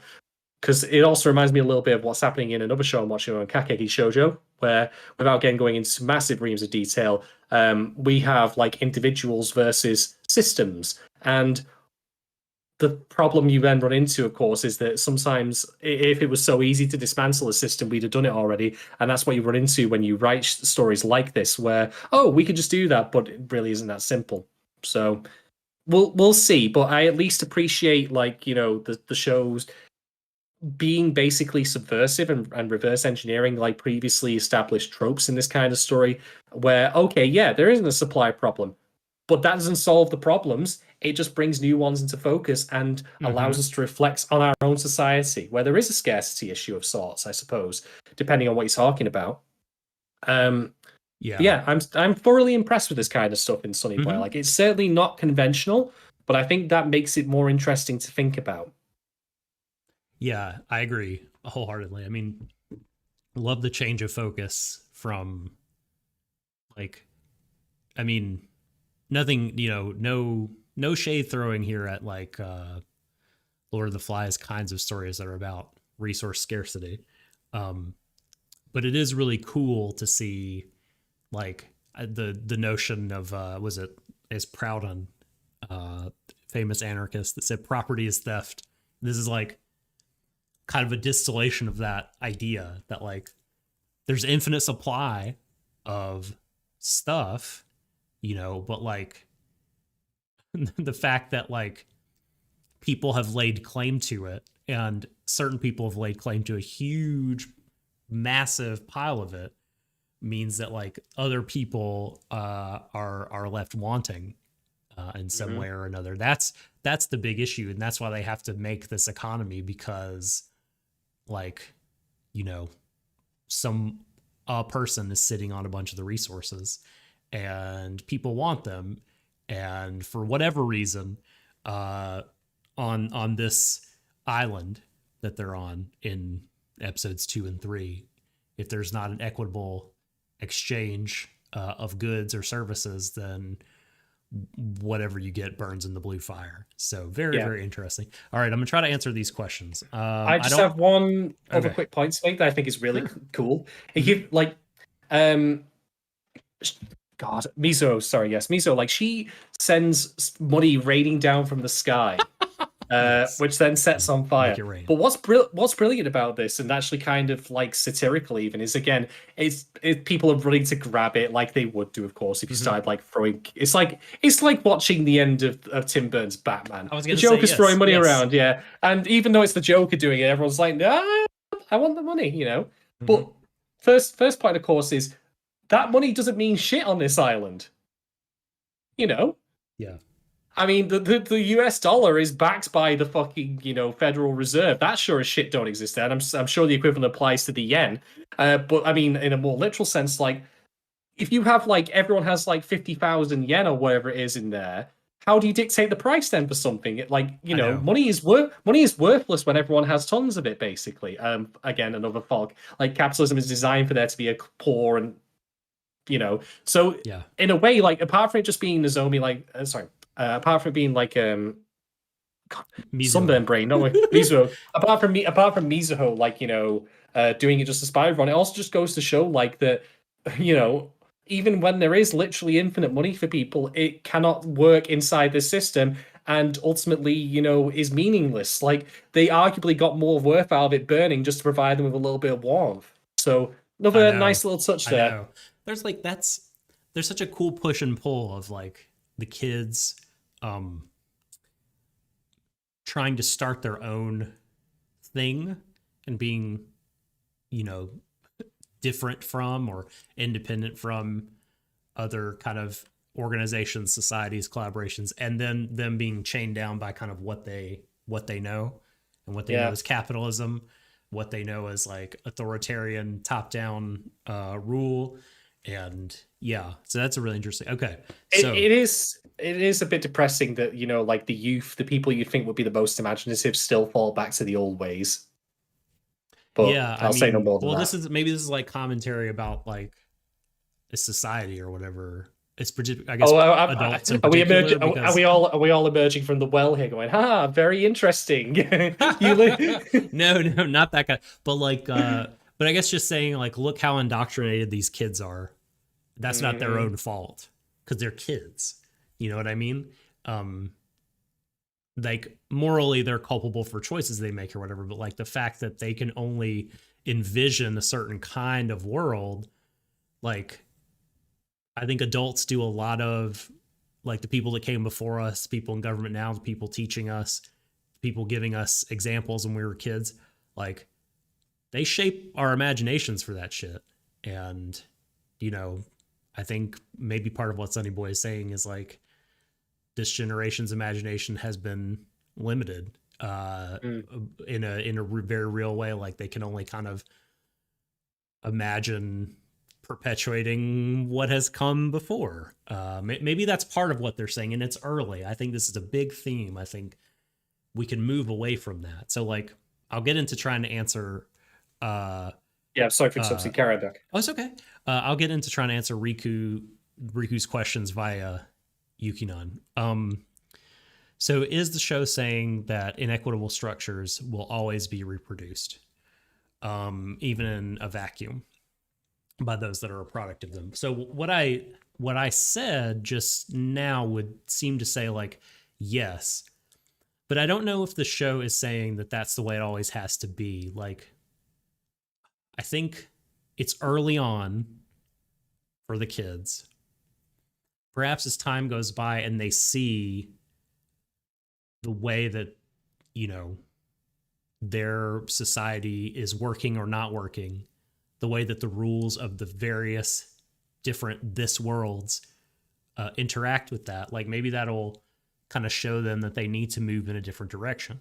I think a lot of it will go back to like what the author believes about human nature, in a Mhm. very fundamental way in terms of at bottom, are people naturally like good and are only kind of corrupted by their environment, or are we naturally like selfish and cruel and only kind to each other because of societal constraints? And Mm. going back to what I said about like the different political theories, I mean, you know, if you wanted to read the pessimistic kind of accounts, you'd read like Thomas Hobbes' Leviathan. It's a very classic example of someone who's like, hey, here's how society formed from like the state of nature, he calls it, of, you know, of nothing to society. And, you know, he takes a pretty dim view of what's at the bottom of our hearts as human beings. But people like Rousseau, people like John Rawls think like, well, you know, all the bad stuff we do is a product of like what's been pushed onto us by our environment and what we've learned. But like, if that all went away in a very real sense, and we were all equal, but had and with the same kind of potentials, like, then we would help each other. Hmm. And that's an I don't know what Shin Gunatsume like thinks about that. Up to this point, I think most of the evidence we have points to like him believing and the show saying that inequitable structures seem, as you Freudian slipped earlier, inevitable. Inequitable seems inevitable. Um, but I'm but I'm uh, but I'm hoping, I'm hoping that like so to get into some of my broader thoughts about the show, not to do with these questions, it seems like each of the rules revealed in the show also kind of like, in addition to their political ramifications and the sociological experiments that they are, like, seem to like help different characters kind of solve personal problems. And I guess what I'm hoping that the show does is like have these kids start to unlearn what they have been taught, like what they've inherited, politically speaking, in terms of theory, and craft something new. So I think that even if at this point it looks like the show is saying these things are just endemic to human beings, I see glimmers of that the show is saying that there is hope for change.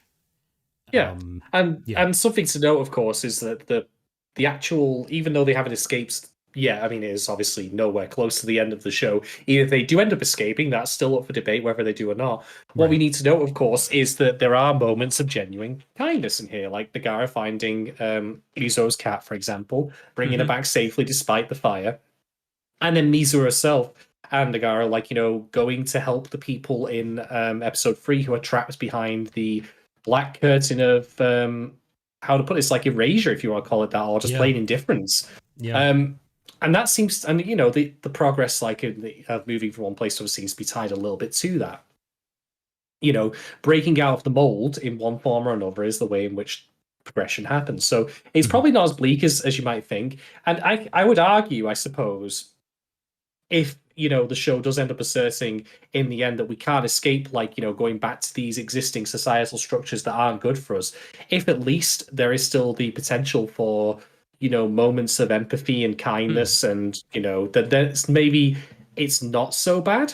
I mean, that's still something. The alternative is completely nihilistic, and I'm at least Right. glad like we have these things in here, like, to say that it's not like that. So I'm on board with that. By the way, just we also need to just quickly address the follow-up here, which is Yeah. Nozomi and Nagara's powers of Mm-hmm. direction and travel. Um, I think with respect to Nozomi, we need to find out at some point. I know I talked about mechanics before, and this is one thing I would like it to clarify. Is the direction something she chooses, Oh, that's interesting. uh, or is it something that has been set out for her to find? Like, is it the case that she shines a light on the path, or is she more of a trailblazer, if you know what I mean? Right. So, based on what I can remember, uh, it would seem that she is able to see it. So her power is called compass, right? Rather than like machete. Mm, So she's yeah, she's not like cutting a path through. Maybe she's seeing what's there in a way that other people cannot. yeah, that makes sense. But one that again, of course, then ties into the difference between falling back in line versus charting your own path and coming up with something new. And I'm saying that though, like maybe that could be something that happens later in the show where she breaks free of the compass and just gets to choose where they go next. Maybe that's how they break out. Hmm. Because Hmm. Hmm. this whole experience seems rather structured in a way that makes me think that, well, who put the rules there? I mean, again, talking about mechanics, I'm not really so interested in the reams and reams of details of whatever deity or entity made this What place. But molecules are I'm these? but I'm curious about if it exists at all or if it's just something else. and what they're intent in structuring in such a way is like, I've led you down this path all this time to get, I've sent you in circles and all this, and maybe then there's always like, well, actually, maybe my compass isn't what's important. Maybe what is important is me choosing my own path, that kind of thing. And I'm not quite yet sure. I haven't yet pieced together why Nagara needs to necessarily be involved in this from a narrative standpoint. Right.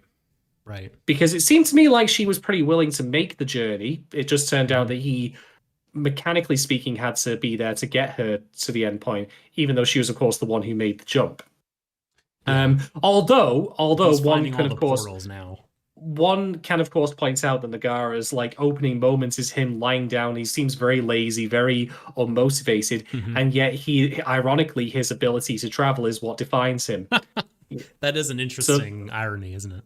A dramatic. Yes, irony. there's something to note to that, perhaps, and maybe that speaks more broadly to a message of, hey, you, Mr. Unmotivated, watching at home, like you don't really want to do anything. You're just lazy, or I don't know, burnout, whatever you want to call it. Like you have the power to like shape worlds and all that. Maybe it's like more charitable. Like, look at how you've ground down, systems of the world. Like, look at how you've ground down this kid, who, in a different context, has the potential to discover completely new universes.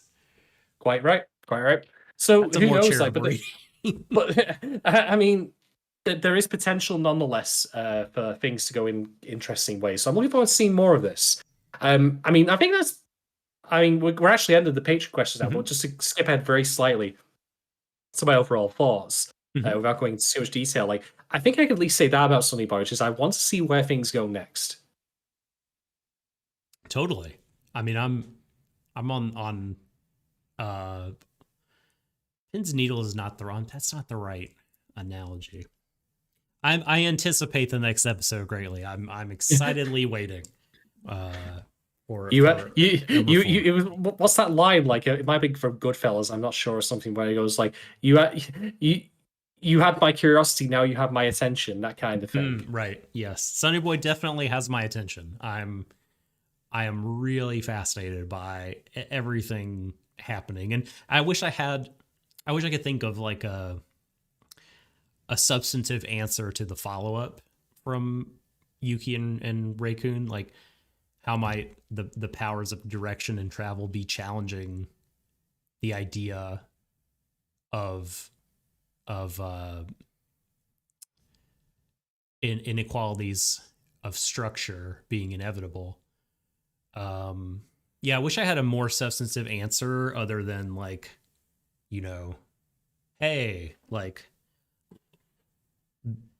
kids have the ability and potential to do anything and come up with, the passion and energy of youth as like the vigor and the potential to like discover and create like incredible new things that the older generation couldn't have envisioned. And like, and yet we're still like taking orders from the student council, I guess. Oh God. So. Well, I mean, depending on what show you're watching, that's not taking the orders of the student council is punishable by death and being yelled at by a very, very loud and angry proto-fascist who also has a BDSM power-up. Yeah, I'm referring to Killer Killer. That rules. Of course. Yeah. Right. Well, that's the end of our Patreon questions anyway. So thank you very much to everyone who submitted those. I'm looking forward to seeing where the show goes, and also seeing what more questions we get. So I appreciate everyone chipping those in. So thank you very much, Raccoon, Riku, and Yukino. Yes, excellent questions. And if anyone out there listening wants to submit, head on over to patreon.com/WateryDesho and sign up at the $2 tier. That will give you the Discord privileges to access the Sonny Boy channel. And then you can hop in there and ask us questions. Indeed. Right. So now on to final talking about. I only really have one left at the moment that I feel concretely happy about putting out there. And I want to talk about episode 3 and the kids who end up getting like, how to put this, like shunned into non-existence, basically, where because there's a very key thing that happens with one of them that distinguishes this is not because they themselves chose to be this way necessarily, but rather it is an external force acting on them in Mhm. the rule of the third episode's world. Yeah, Namco Um, Bandai is the external yeah, force, putting them in there for live streaming Pac-Man. but that is exactly it. You've nailed it, Doc. One of them is live streaming. Hmm. And here's the thing, right? Okay, it might be Pac-Man, and I can't recall the last time I've ever heard of Pac-Man being streamed, but that's It's been a while. I, but that being said, I also, of course, completely sympathize with the kid for wanting to stream and being like, I don't have anyone watching. Like, that's happened to me a couple of times. But the Hmm. point being, Yeah. nonetheless, is that there is an outreach happening here. Now, whether or not no one's watching because no one cares or because that's blocked by the world is irrelevant. But nonetheless, this is not a case of I am being totally introvert. Like, this one kid out of these lot here wants to reach out. Now, that to me makes it clear that this is not a case of they have brought this fate on themselves, but rather they have been ostracized or shunned by society to the point where people don't even remember what their names are. That kind of Right. thing. Yeah. Um, so, and that's kind of like led them to them being erased. And that I think also like is quite a powerful thing that points out that hey, you Mhm. know, pay attention to the people around you. Like, I'm not saying everyone needs to be on first name basis with everyone else, of course, but when you're in a small environment like that, it might help to make sure to pay a little bit of attention to them. But conversely, of course, some of them Mhm. seem very happy inside of these environments, but still insist, like, part again of the rules-based orders, they must be dragged out. You know, like Yeah. what? And no concrete reason is given for them doing that. Like, oh, we want them to work and all that. I'm like, so what? What are you working towards? Like, your goal should be finding an exit. Building like beach huts or everything seems a bit daft, especially given one of the people you've Oh sent on the man, investigation can actually just build shit for you by clicking her fingers. this is such a good point because everyone. I mean, this is like the fucking hamster wheel of capitalism, right? Like everyone is rather than collaborating on what they need to do to make their life better, like everyone wants shit from the vending machines.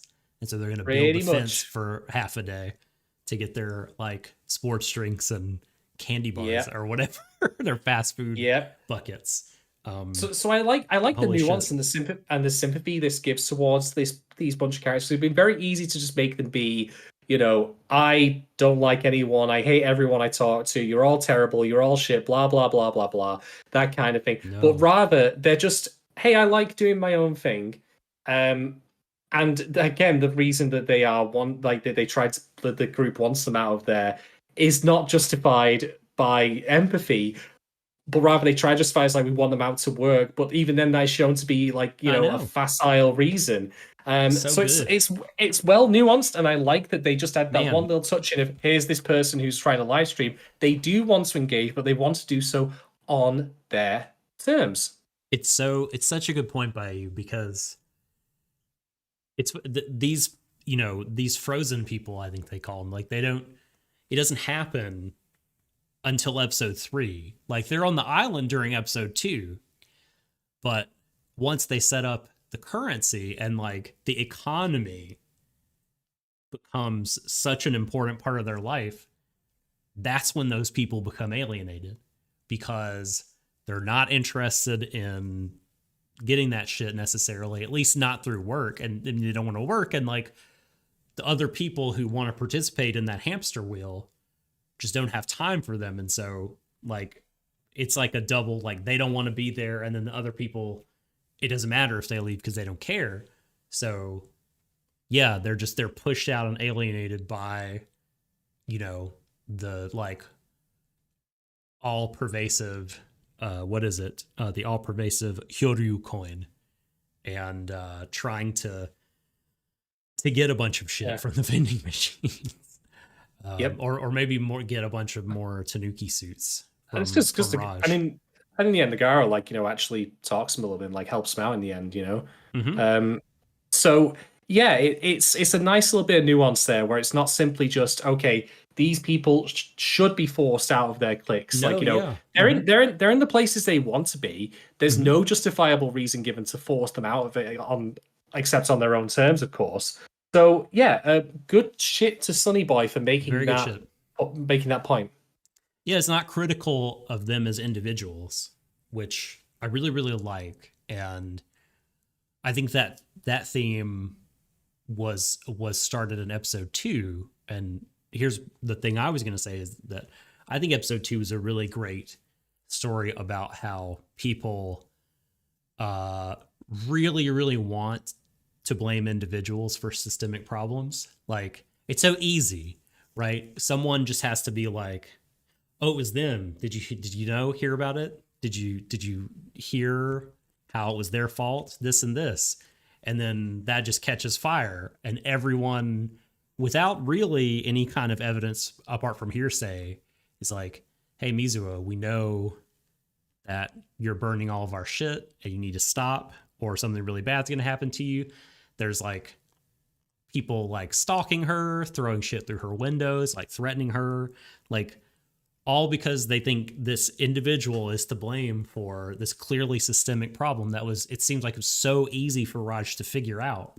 Like, You know, what's just struck me. Mm. They are more interested in punishing Mizuho for burning things or supposedly burning things rather than just from her overly excessive wealth and material resources. Yeah. Like, people will not criticize the rich, be that monetarily rich or materially rich, for the fact they have that in of themselves when they could be sharing out of us. They will need something else, even something made of complete fiction, to point that out, to go for them. You burned my shit. Now I'm mad because it affects me. Yeah, exactly. It's crazy. So, yeah, kudos to the show for this, but also not being, I should say, in anything we've really discussed, being overly didactic about it, overly, preachy. I mean, there is that discussion between Mizuho and Nagaro about capitalism, but it's brief and it's to the point and it works. There isn't any real screeding. It's subtle.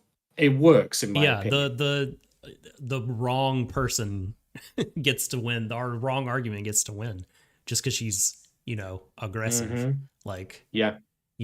She's just like, hey, we live in a capitalist society, dude. That's how it is in the real world. It's like, look around.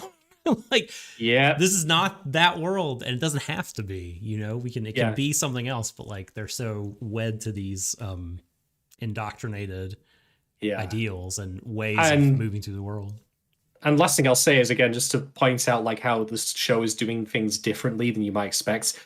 There's plenty of stories out there about rich people suddenly losing all of their wealth or the ability to exercise their wealth. You can see it, for example, happening maybe in some post-apocalypse stories. You got this rich executive, stranded and can't call anyone. His money's meaningless, blah, blah, blah. He's completely powerless. But what we have here is the opposite, where we have Mizuho, for example, gaining the power of wealth and material resources and infinitum. And the thing is, something I should note as well, just with everything I've discussed about the idea of infinite resources in this show, at a certain point, there isn't a distinction to be made, in my opinion, when it comes to supply of something people need, between it being infinite and it being more enough to cater to everybody.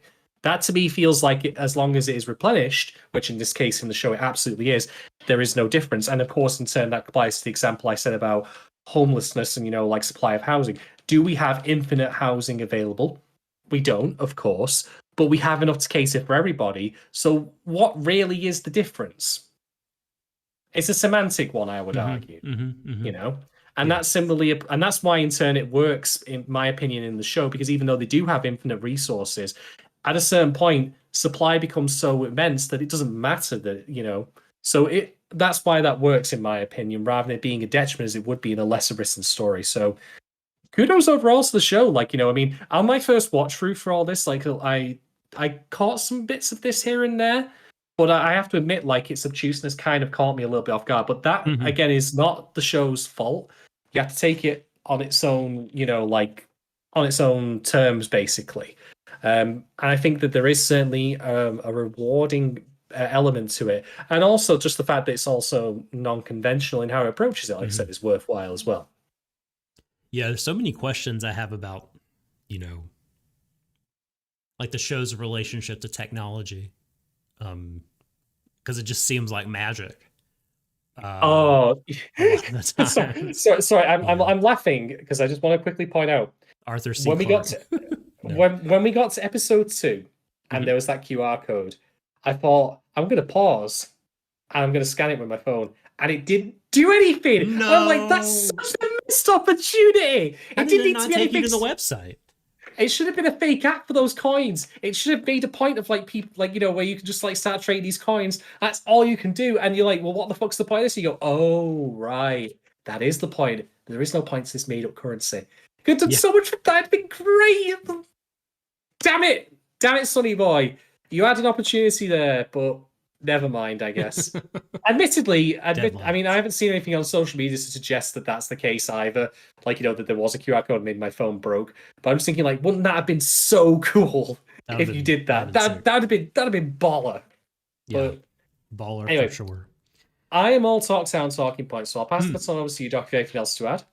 I mostly covered everything, but do have a question. If you think, what do you think the relationship is between, if there is a relationship at all, between the different rules imposed on the group? So I'll just give you my interpretation of each of the rules for you and the audience here as a refresher. So in episode 1, the school, it's that rules are coercively enforced, like the power, whoever majority imbues with power can coercively enforce the rules that they come up with. Rule of law, yeah. Yeah, but democratic sort of elected rule of law, like people say you have the power, and then you have the power, and you have the legitimate use of force. And then on the island, in episode 2, we've said that items acquired unfairly burn up, and exchanges require, bartering requires an equitable exchange. The third one on the island, it seems like that, like, people can kind of like alienate themselves, like think themselves into isolation. They are alienated from society, from the world, and they can go into their shell, and it's like a physical, like a real shell, right? So, like, do you think that there's any core theme or progression or any kind of relationship? Johnny Rackham says the QR code is real and it works. Yeah, it must have just not worked. I think they've mentioned in because we've had a Reddit thread posted on our Discord about this just now. So thank you for pointing that there, Rackham, where it mentions you have to reverse the colors or something like that. But the fact that actually works is amazing. I'm so glad that is. I'm going to have to find out what it is later. Yeah. To go back to your question, I think we're going through different strata of layers of rules and societal like requirements. So we have like the absolute base, which is the rule of law. That's the baseline, which is, do people like believe in like figures of authority? Because that's true of whatever economic system you're in. Like if you talk about communism, for example, that still that still applies. You have to believe in the authority figures there.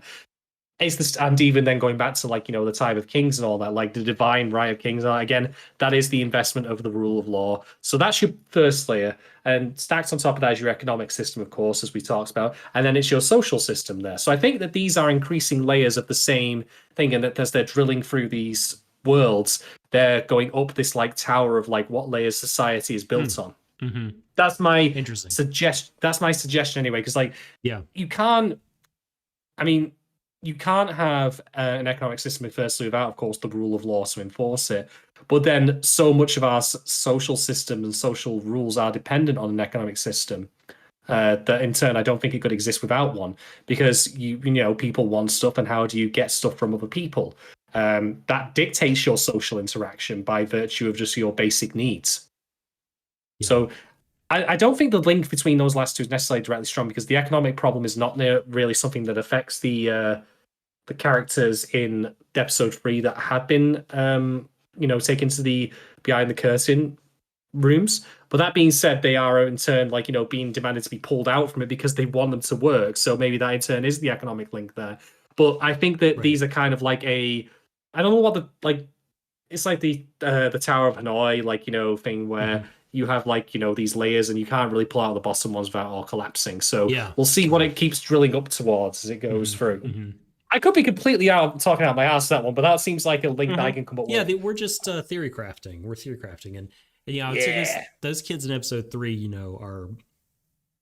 I mean, they're just being dehumanized in a way because what suddenly has become like the measure of your value and worth is this fucking currency, or really the work that you put in to get it, right? Uh, just like now, like people might hear that someone doesn't work or just collects I don't know, a disability check or welfare or whatever, and certain older people for sure, but people with a certain kind of mindset would think less of you because you don't work. You're like a lesser person because you're not contributing to society or whatever, despite the fact that there's so many other ways to contribute to society than fucking be at some corporation. Like, having, you know what I mean? Like having the line the value of pockets your of labor rich people. exploited. Yeah, Yeah. exactly. Oh god. But like but yeah, I think that's a good working theory.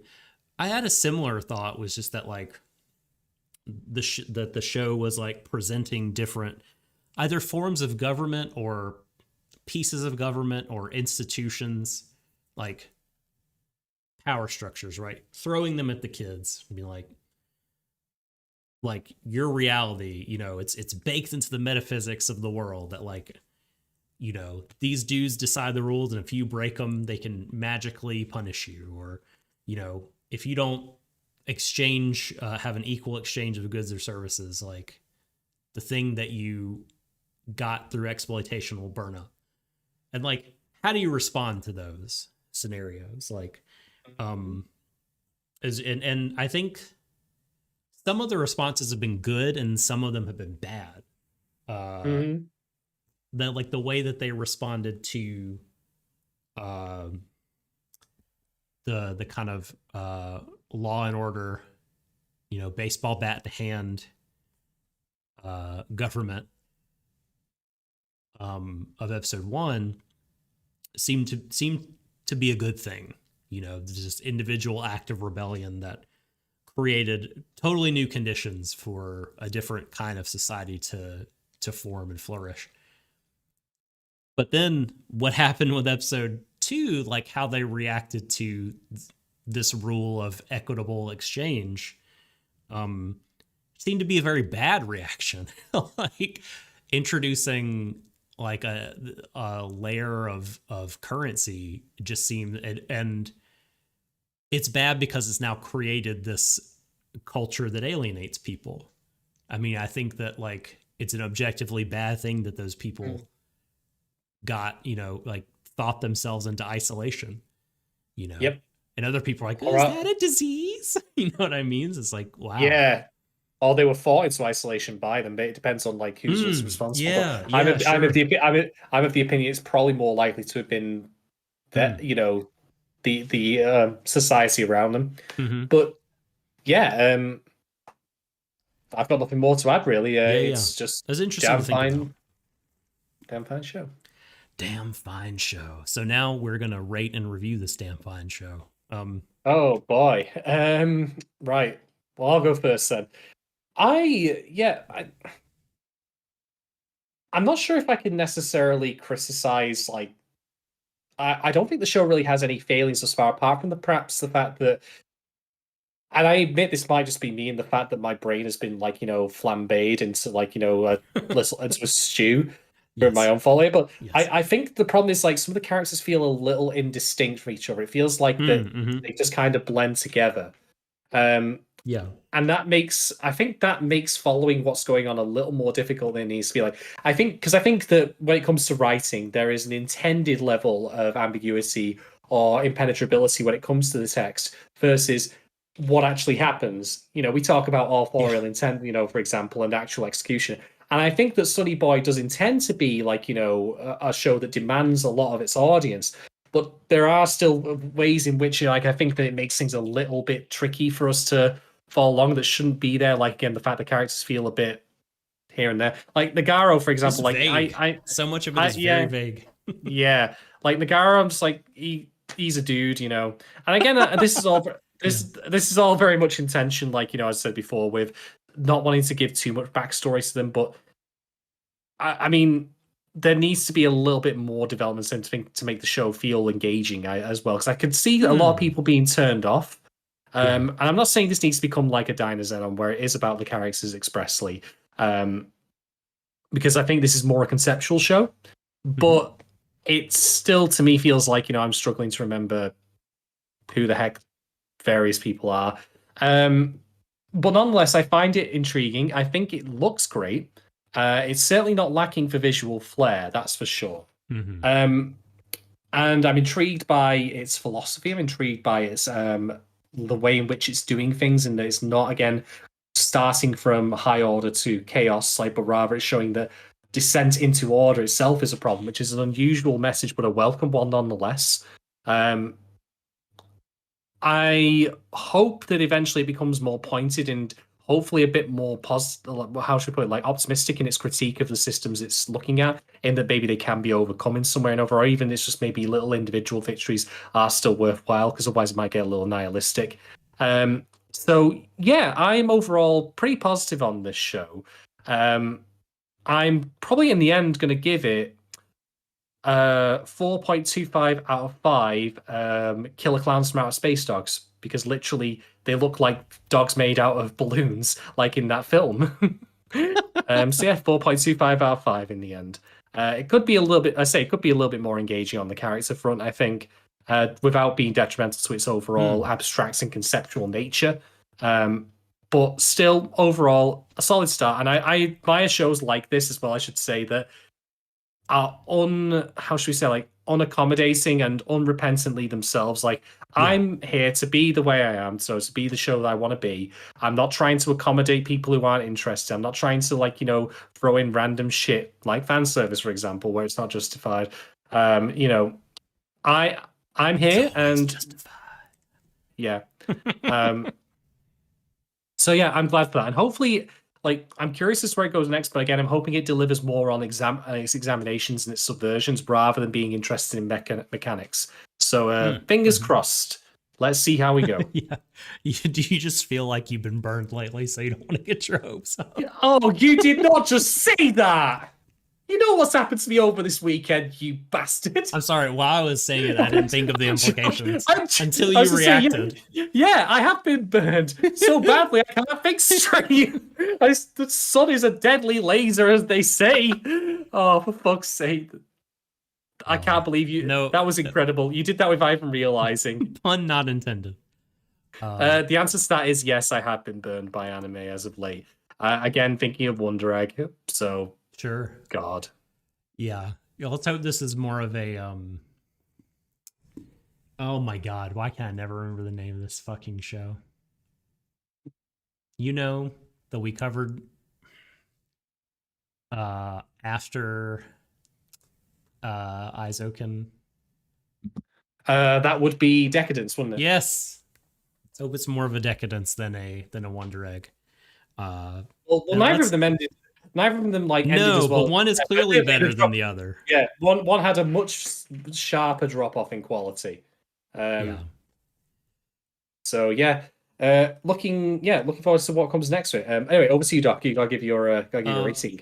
Well, it's funny how ratings are, because it sounds like you're giving it 4.25, like trending down, whereas I'm also giving it 4.25 stars, or rather 4.25. I don't know, shattered smartphones out of 5, like, to trending up, because I think that the show, like you said, it's just so unafraid to be what it is and say what it needs to say, what it wants to say, in the way it wants to say it. It just is very distinctive, and I love its ideas so much. Like, this is very much a my speed kind of show. And there's not really any huge flaws. I mean, for me, I guess, like you said, I could see how other people watch Kageki Shoujo, says Yukinan. What, dudes, where's Kageki Shoujo streaming? It is on Funimation. Okay, well maybe I will watch it. Is it Maybe I kid? will. Maybe I will. Is it kid friendly? Uh, no. Okay, well I'm that's gonna go with limiting. no because I'm gonna go with no because basically it has seen it, well, content warning for a show we're not even talking about on the podcast, but eating disorders, Oh, good. child abuse. Oh, um, but thankfully these scenes are very much in moderation. They're not excessive. They're not like you know yeah. exploitative. They have a very clear narrative purpose, but Hmm. yeah, content warnings do exist and with good reason, like Yaki Shoujo. Okay, Um, fair. So wait till after the kids are in bed to watch this one. Good. Okay. yeah, Um. All right. So back to Sonny Boy. Um. I think yeah, all the other things people could perceive as faults. I mean, I just think like are really rare things that turn me on, are things that are appealing about the show. I love its abstract obtuse nature. I love, you know, the writing and the, like I said, the ideas, the visuals, the sound design. But I guess, I mean, I'm saying I love everything about it. Why is it not 5 stars? Well, like you said, there's I think I said similar words about parts of Girls Last Tour, is that like there's like it's intellectually just candy, but like there's a certain emotional punch it doesn't quite have yet. yeah, So it doesn't, it's not like there's necessarily something wrong with what it's trying to do. It's more like it doesn't rise to the level yeah. of There are four and a shows that both can half, be you know. an intellectual and emotional feast, and Sonny Boy is not really emotionally driven by design, so I Mhm. can't fault it for that. But I mean, you know, I can't also then say like, Yeah. it's as emotionally engaging because it isn't by design as others, which I would find overall races better anime. So there you go. Yeah, I mean, it's just not to say I'm not interested in the characters. I mean, I like them all. Like it's just not the show's like the show just doesn't uh like it's not its strength, and it doesn't like push up the overall quality again to make the show rise to the level of something else. But that's not to say that like, I mean, if it keeps up the level that it's at quality wise, like with the writing and everything else it's doing, I mean, I could end up rating the show even higher because that consistency over time is definitely meritorious. Uh, so Yeah. But we'll see where it goes. I mean, I'm still waiting for the God Hand to turn up. I'm telling you, it's gonna happen. just don't wish that into being. Don't wish that into being. Okay, well, folks, we did it. Um, Stream of thought. We have covered episodes 1 through 3 of Sunny Boy. That's our show. Um, Next week is we begin the second stream. This will be a stream that Patreon viewers We're will getting be the able meter to have running. access to right away. What's that? We're getting the beast running. We're hailing a ride. Yeah, that's right. The next 2 weeks, we're going to be doing patron streams, podcasts. They'll come out eventually for free, but if you want to get on those now, then head on over to patreon.com/Warui Deshou and subscribe at the appropriate tier level. Shadon, remind me and the people which ones that we are covering for which weeks. So next week we will be covering Odd Taxi, a show that I feel like, with the benefit of hindsight, we probably should have covered when it was airing. But well, what can you do? Nobody knew when it was just starting, right? It didn't have a momentum behind it. It definitely like built up a cult following over time. Yeah, it's true. I mean, I admittedly didn't even watch it while I was airing separately, but well, more fool me, I guess. So anyway, Odd Taxi is next week. The week after that will be Death Parade. Uh, a So show that excited. I know next to nothing about. I'm assuming there is death and there is a parade in it. That's my best guess. Like it's a show that I've been meaning to watch for so long, but I've not seen it. Hmm. I love Death Billiards, the Anime Mirai short from years ago that was a kind of precursor to Death Parade. And I've heard nothing but glowing reviews. The late, missed Zach Birchie, former editor at Anime News Network, wrote a really great review of Death Parade for that website that I would recommend. I mean, well, maybe not read. Maybe it's best to go into the show blind, but just once you finished it, if you've watched it and you haven't read that review, give it a look. It's a really good piece. I mean, I think all of his reviews are quite good, but Indeed. But yeah, I mean, I'm very excited about both of these shows. So if you want to get in on the Odd Taxi shenanigans and ask us questions and get access to the podcast right away, patreon.com/Warui Deshou. Subscribe at the Kana Money tier. And if you want to have access to the Death Parade stuff right away, subscribe at the Viking Experience tier. Join Askeladd and Oh friends. man, we need. We would eventually potentially need to rename that because we should call it the Farmers Experience given Finland season 2 has been announced.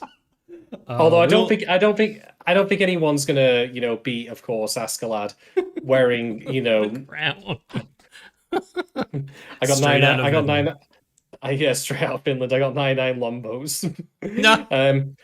Johnny Rackham is asking next week How what many episodes are there? I believe it's the 12th episode one, so we're probably gonna do what we've done. Yeah. It might well be 12, 13, but I think we'll probably do 1 to 4. We'll confirm that in our Discord, of course. Yeah. It looks like. Oh no. 13 episodes. Is it? Oh, it's damn dirty 13, or is it? Yeah. So should we do the first 5, or should we load up the back end of the last? I say load up the back end because if Odd Taxi is as good as everyone makes out to be, we'll probably have a lot to talk about. And doing 5 episodes is tricky. We like a loaded back end. Oh, I do. Absolutely. Yeah. I'm not sure we're talking about the same thing, mind you, but anyway. Well, folks, you know where to find us. Well, actually, Shadon, why don't you tell the people again where you are on Twitter if people want to converse? Well, if I don't heal up soon, I'm going to change my Twitter handle to @RagingRadish. But in the meantime, you can find me at Shadon1010, of course, and you can talk to me about anything apart from radishes. Just leave them by the door. Thank you very much. I am at The Subtle Doctor, and the podcast account, if you want to know when episodes are dropping, if you want to get links to Patreon stuff, then at Warui Deshou on Twitter. If you don't want to feel like subscribing to the Patreon, then there's all kinds of other feeds and services which you could subscribe, you could rate, you could review. It helps us out. All that stuff does with our discoverability, especially rating us on the Apple Podcast app. If you would give us a 5-star review, if you give us 4 stars, I'm inclined to believe you are a hater, as the great Bomani Jones says. 5 stars, please. No, I kid. Give us whatever review you feel is worthy. But with all that said, he's Shadon. I'm the Subtle Doctor. This has been Stream of Thought, Warui Deshou, and embrace each other, everyone, to the ends of the universe. Good night. Bring back the brothers.